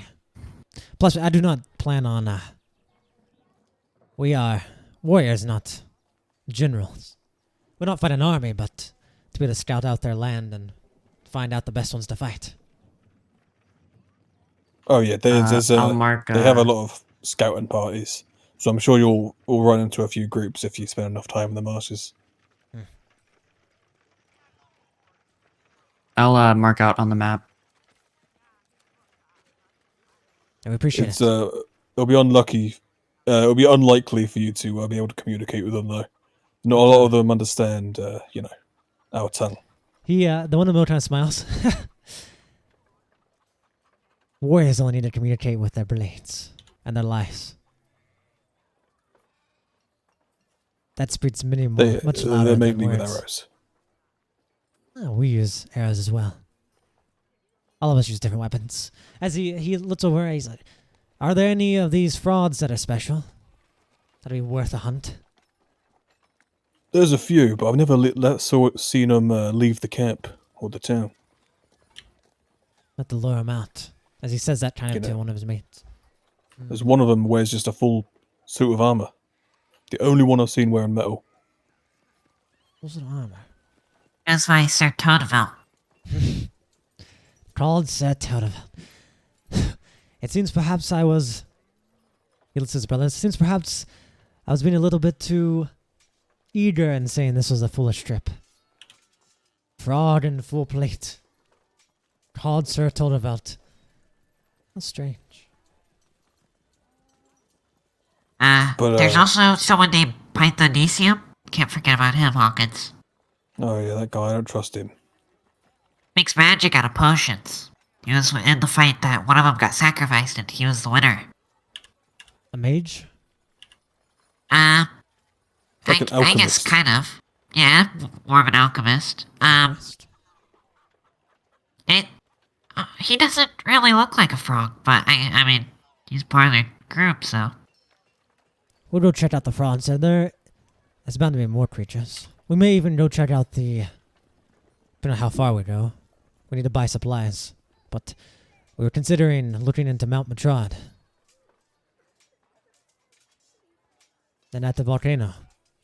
You happen to know if there's We any... all look just very sheepish. You know if there's any beasts there. The myth... he looks at his brothers. We doubt the myth of Mount Matrod. And that Matrod's actually there anymore. But it is not... I cannot imagine that there on the Endless Peaks that there's not some vile creature that has grown strong. Oh, to be honest, I haven't seen we many were- beasts. Yeah, we Oh, were Mount there Matrod. recently, for work, and, we didn't see anything. You see your kid laugh a little bit? Yeah, he actually laughs. So you saw nothing? Yeah. Other than, yeah, I'm I sure want you heard the rumors about the people we fought with.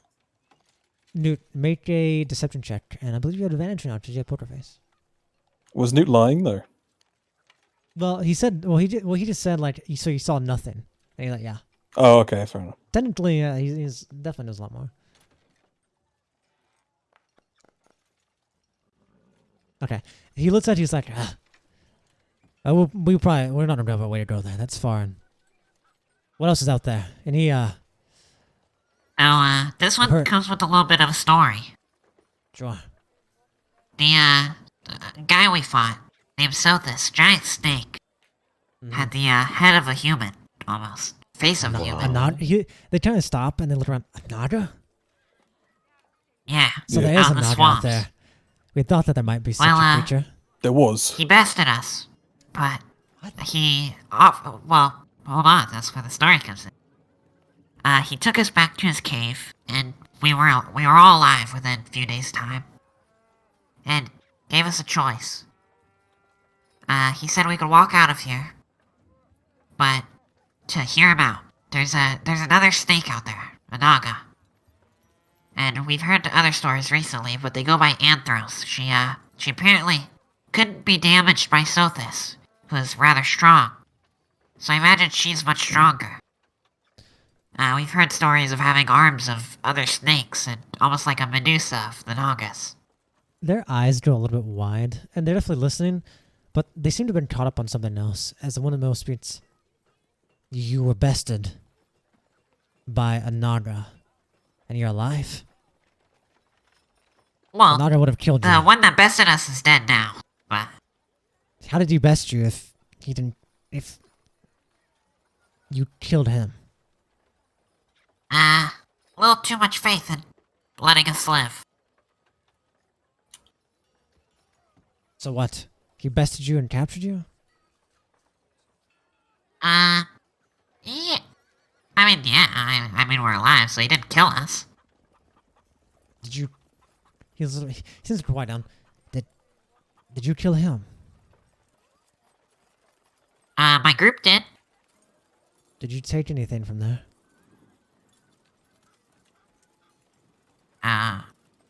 Yeah. Me? A newfound sense of mortality. All of well, you all answer in weird ways, and Kit in a very serious manner. But as soon as Hawton said yes, and Newt's mumbling about it, all of their eyes kind of like, you can tell that something's wrong. Like, they realize something's wrong. As the guy in the middle, he quiets down, he leans forward. I suggest you be careful. Why? You don't just kill a Naga and get away with it. You've probably been cursed. It's not going to come back. Where we're from, we have a lot of stories of Nagas.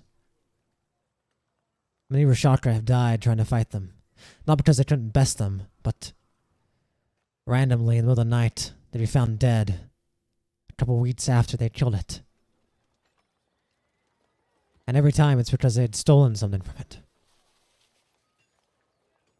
Point is, the curse of the Naga is something we believe in. Suggest you be careful. Nagas don't like being bested. If he bested you, then you bested him. His spirits will come after you.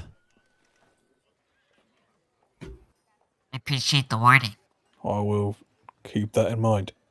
I suggest you do a ritual. If you kill Anthros, don't take anything from him. Of course not. I suggest you do a ritual to whichever god you believe in, or spirit. Kit laughs at when he says Did we God. actually take anything from them?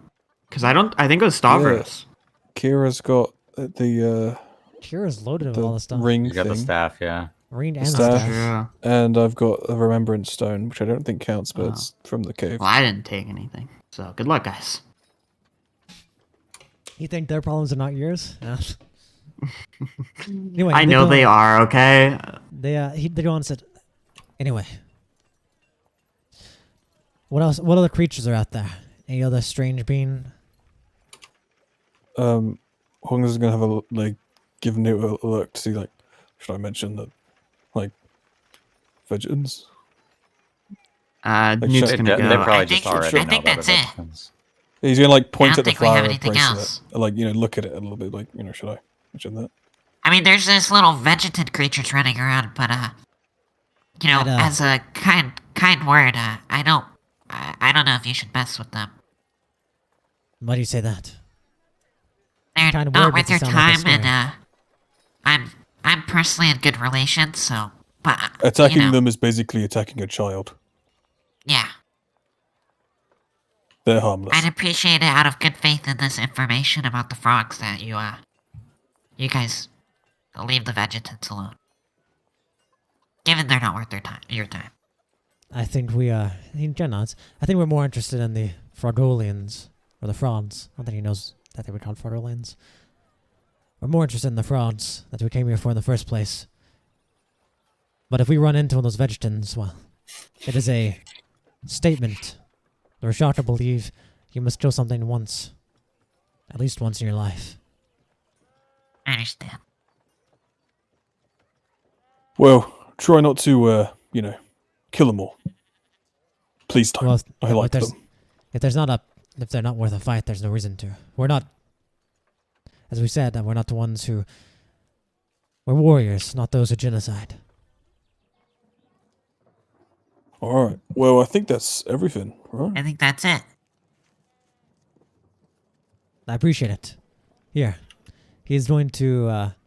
The three of them are gonna look around, and they each pull out their pockets, some coins, and for the three of you, they pass each of you one. Basically, they let each other nod, and each of them hands you 5 silver dollars individually. Yay. So you each have 5 silver dollars. I'm actually going to try and refuse their money. I'll take yours. It's fine. Go on. I appreciate the gesture, but I'm in no need of money. The one to the left who is trying to gold, he goes on. The Rashatra don't like having unfinished business. Please. It is a bad sign to leave things unhandled. I'll take it then. I hand you 5 silver dollars. You just each add 5 silver dollars to your inventory. Well, happy hunting. Hopefully. Been hunting and fishing in these parts for years. Well, you guys. How much was it? 5? Yep, 5 silver Comes to dollars. the Cloud District often. Sick. You guys go. Boom. But you guys see Kira is still talking. Kind of. I don't know if she's talking anymore. But Bertley Himmons is talking to her. Seems your friends over there made some business. Yeah, they're good at that kind of stuff.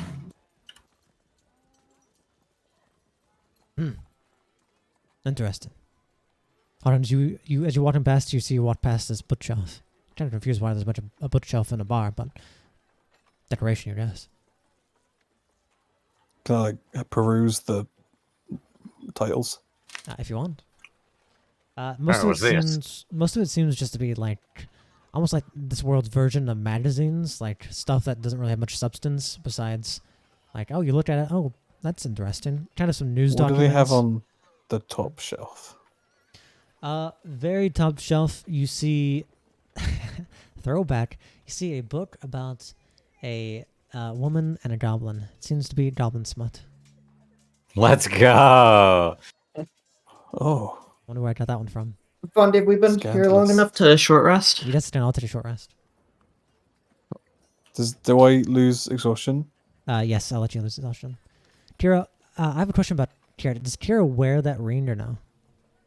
The ring that I got? No, I've never worn it. Okay, make sure you have not wearing it, because that would matter for this. Alright, what are you guys up to? You guys... Yeah, I don't have it equipped with the ring. I'm pretty sure my hit dice is 2d8, but give me a second, I just need to make sure. I don't know how verified it is. Yeah, all of you roll your hit dice. If any of you have Arcane Recovery, I think you get a certain amount of spells back. If anyone else gets anything back on a short rest, I don't. Yeah. I mean, you guys are in charge of your class. I don't know anything about your classes. Sick. Get 5 HP back. And you do have 2d8. It's your con plus mod, right? Yeah. Okay, so I get 2d8 plus 8. And you guys have 2 to use. Max HP. Be sure. I think is there a way to mark them off? I don't know. You're kidding. There's a hotkey button for take a rest. That is the shittiest short rest ever. Oh, remember, it's plus 8. Oh my god. It's plus. I see. No, that is plus 8. I rolled 2 ones. You guys, be sure to take them. If there's not a place to remove them, be sure to remove them because hit dice do matter. So be sure to keep Yeah. up with how many you've used. Dude, that is so annoying. So write it in your inventory somewhere. Just write it somewhere. Just It's right. It's to the right of your Actual of your- HP. Yeah, Yep, and you can let roll us it know. there, but I didn't. Just, I make sure you almost keep up with recovered us. the damage that Kira did to me. Very cool. Perfect. Well, you guys are here. I mean, I figure you guys have other things you want to do for the session, and you guys are free to move on. I'm not going to keep you with roleplay unless you want to keep roleplaying. RP. All right, guys. What's the plan? What you guys learn from those hoo-haws over there? Yeah, we learned that if you stole anything from a Naga after it dies, you'll be cursed and you'll fucking die. So you might. It's best to return those or probably sell it.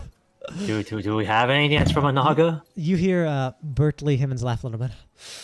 I wouldn't be too caught up on what the Rashaka say about that stuff. Not that's not without value, but they're a very superstitious bunch. Been around for a long time, those nomads. They have a tradition and myth about everything.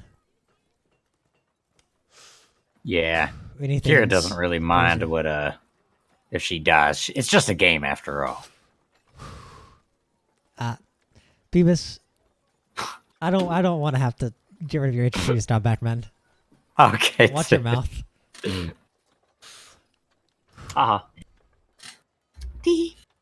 You guys, there's also a button to hit short rest. You guys didn't do that. But yeah, tell me what you guys are doing. You guys Well, we should get going to the stable, right? Yeah, I really hope we can find something. Because if we can't even get there in time, there's not even point trying. I don't think I could ride a horse. Well, Kira, we're getting you on that fucking horse. I'll get on the horse, but I don't. We're getting you on that fucking horse. I'm seeing You like it two or hands. We'll get a car. Hawkins, why do you look so tall all of a sudden? It's because you're Two of sitting down and I'm standing up. Alright, we gotta get going. Absolutely. Hey, you done? Mr. Hemmons, can we get that bottle? I guess we're heading out. Sure. Only rule is once you drink it, you come back. Be sure to give me a critique on it. I always need people judging. Hey, my with your Swamp skills, Brew. I'm definitely coming back. Swamp Brew is the best brew in this region of Kadoy. The Republic is blessed. It's unfortunate more people don't know about it. Cowards. As he hands. Who wants this? Who knows, maybe I'll open it up, give some people a little taste, make them come your way. You best. I'm gonna try getting up. Yeah, you can do me a con save. Also, do me an insight, Hawkins. Okay. Hawkins insight. Kira, con save. I fall over. Yeah, you can play however you want then.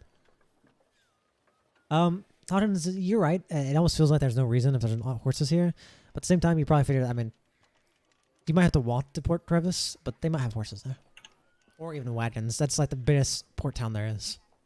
This is just a small town that isn't busting right now, which is Springs are ruined. So you figure you could probably find something in Port Crevice, worst case scenario, for the return journey. Alright, lads, let's try, see if we can get ourselves a horse. I just stick my hand out. You're gonna have to. Come on. I'll throw Oh. Kira over my shoulder, like their arm around me. Her hands and legs are touching the ground. I'm gonna say, let's go. She's on all fours. Crawling there. Take care now, you rat catchers. Goodbye, Bradley. Oh yeah. Yeah, sure. Did you put the bottle in my inventory? I did, yeah. Cool. You guys are going to the stables, yes? I cut Yeah. Newt off and just speed through the door. Sweet through the door. Boom chaboom. Do you guys know if hit Stavros for 1 damage. took the book about cooking goblins with him? I think he did. Did he? I definitely don't have that book. Fuck! I don't know. He never had a book. Fuck. The book is Oh. in the Library of Twilight Redemption. In the in the Forgotten Bastion or in the Fallen Oh, Bastion. so we never had it. Okay. He just wrote it down, so he doesn't have the book, but the book is in the Fallen Bastion library. Wait, I can't find this for the life of me. Oh, I found it. Here we go. Activate scene. Hold on. Me when I'm activating a scene.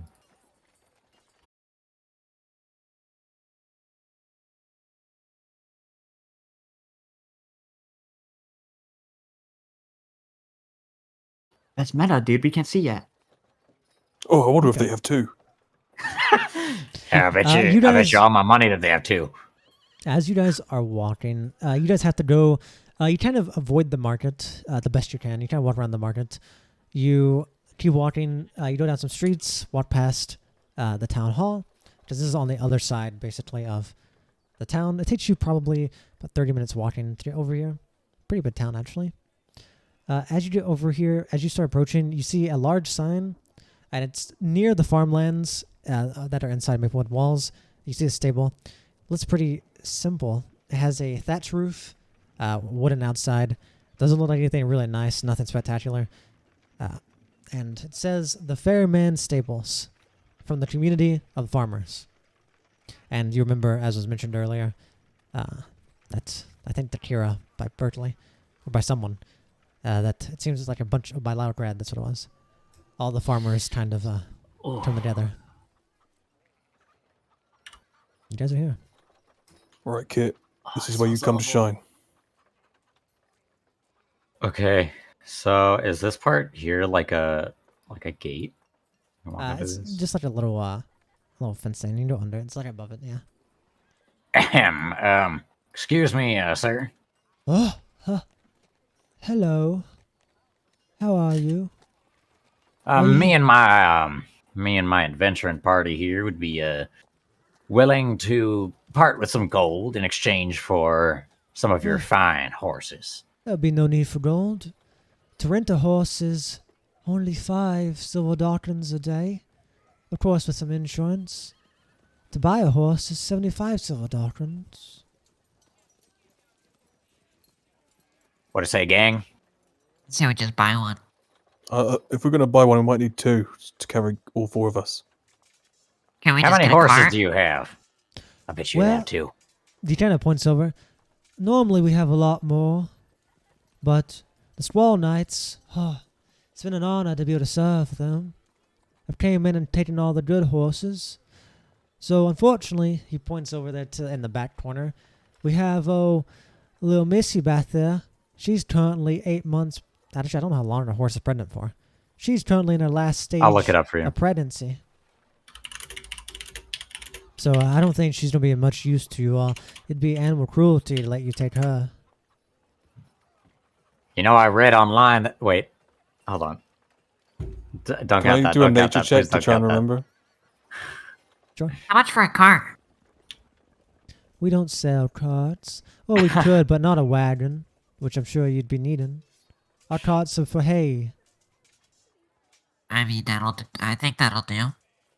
Also, I hate to say this, but Buster over there. You kind of look over and you see this old donkey that just looks awful. It looks sick. You hear, Stinky. Buster, he's been real sick. I don't think he's gonna live more than a week. Oh, that's being pessimistic. He'll probably live another half a year at best. I don't think he'll be able to carry anyone, though. Or a cart with 4 people. Unfortunately, well, it's been an honor serving the Squall Knights, but unfortunately for people like you, they've taken all the horses. Even the messengers can't get around as they've stolen the messengers' horses. Unless you Can want I to take... insight check to see if he has any other horses and he's just not telling us? Yeah, get inside. I trust him. He doesn't seem like a very bright fellow. Seems like he's lived his life on a farm. As far as the stables go, he probably doesn't.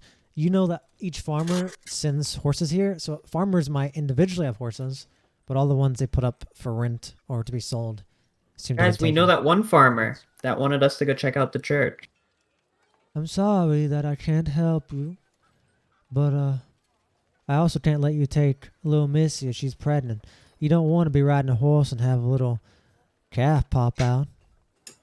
That'd be horrific. Ooh, I know, just imagine it now. A little baby head coming out as you were trotting down the road. That'd be a story to tell. Whoa. You think they'd be roadkill?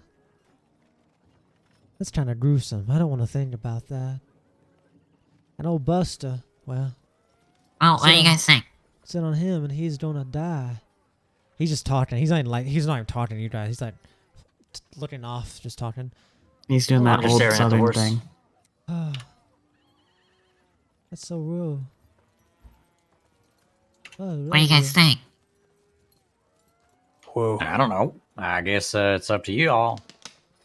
well, we need to be able to, like, we can't just have a horse for have half of us walking, and have half of us Well, on the we horse do and know that all one the other guy, horse. Quentin. The one guy who wanted to check out the church. That guy's a We might have farmer. horse or two. Would I know how Maybe. many people we can fit on a single horse? Quentin. Well, depends your size. For it to be effective, one. You can ride two on there though, but it would definitely slow it down. And you see the man is Quentin. Oh, Tiest. He's not nearly as good as his old father was. His father was a good man, but Quentin, he is I used to go to school with him. Do you have But now- horses? Quentin knows no better. He so caught up with his father's death for the last years. Quentin, that poor bastard. His wife just can't get away from him, and he doesn't realize he's ruining his own marriage. He should stop caring about his old father. He's dead. He won't stop going to the old temple and hearing his father knock in the middle of the night. I think it's making him go crazy. He should just stop worrying about that and worship the Reens. The Reens will bring him joy. They bring me joy. You see, as he around his neck, you see the symbol of the Reens. These two Reens on a chain. Oh, Galatea. Well, 1 million. So I mean, we could try to have Kira take a look at the sick horse. Maybe it'll... Oh, does he something. have horses? He does have horses. Not any good ones though. He has the I wonder face what of his a ping horse. is. I don't know if he'd be willing to give you the horses though. You might even have to sell him. He's going bankrupt. Other day I heard that he went and saw the river rats. Sometimes I wish our law enforcement here was more serious. Can't even report Alright, him for working with criminals. I want to strategize for just a second. What do you guys think? He's good So we talking. could go to the church and see why why Father Caban wouldn't let his dad move on, and maybe doing that, if we can fix it real fast, we can get a horse that way. Or we could go and talk to the farmer and maybe buy horses off of him instead, directly from him, and in exchange, confirm that we will go talk to him for him. Or we could just go to the farmer and lie and get a horse and then leave. Not worry about it. Like, we could always, if we went to the We priest could always go first, buy a horse from the guy and say, yeah, we took care of it for you. if we went to the priest first, just had a conversation and didn't really stay long, and then just went straight to him afterwards, we could just oh yeah, we talked about him, we got ideas, but we need to go to Port Crevice to follow a lead or something. I don't know.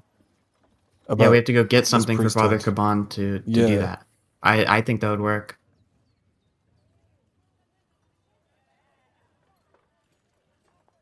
So should we go What to do the priest the- first? What do the Kira, two others Newt, think? Okay. Oh, Buster, how crazy. Kit? Kira? Hey guys, it's me, Kit. What do you guys think? Run me through it again. So the farmer that wanted us to go and kill the priest, remember, at the church?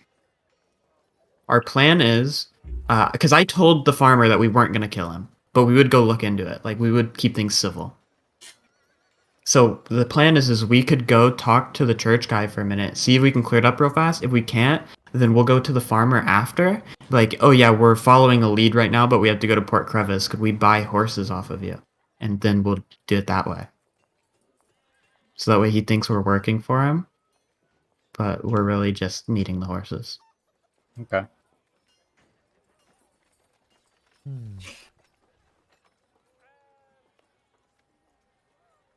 Okay. Okay. 05? He's dead. He's gone. Mofo just made noise. 05? Did He you fell make- asleep. Are we Is he RPing so much? Wait, are we not in character? No.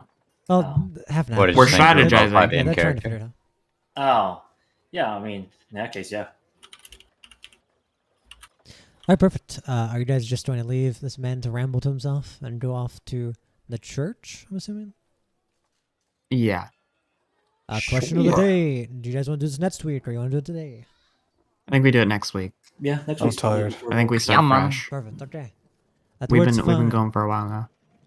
Wanted to make sure. And hopefully we leave Maplewood next week. Surely. You should be able to. Sure not, because we're gonna stay here another day. Nah, unless you guys sleep here, next session you guys are going to be out of Maplewood. There's no way. There's no chance we can sleep here. We can't take a long rest. We have to just run. Well, you guys have camping gear. I mean, as soon as you get all your supplies in order. So I'm just mentioning this. There's only a few places you don't go next. The priest, the farmer. Tira might go. Well, Tira's drunk, I guess, but there's a slight possibility that you guys go check on Marcicello once again. I think there's also maybe to get bandage. I don't know if Tira ever bought more bandages. Nope. So you might need that. I don't know. So those are the only 3 places I imagine going. Unless you decide to go back to the hidden market and buy some shit. But I had that. We shall see.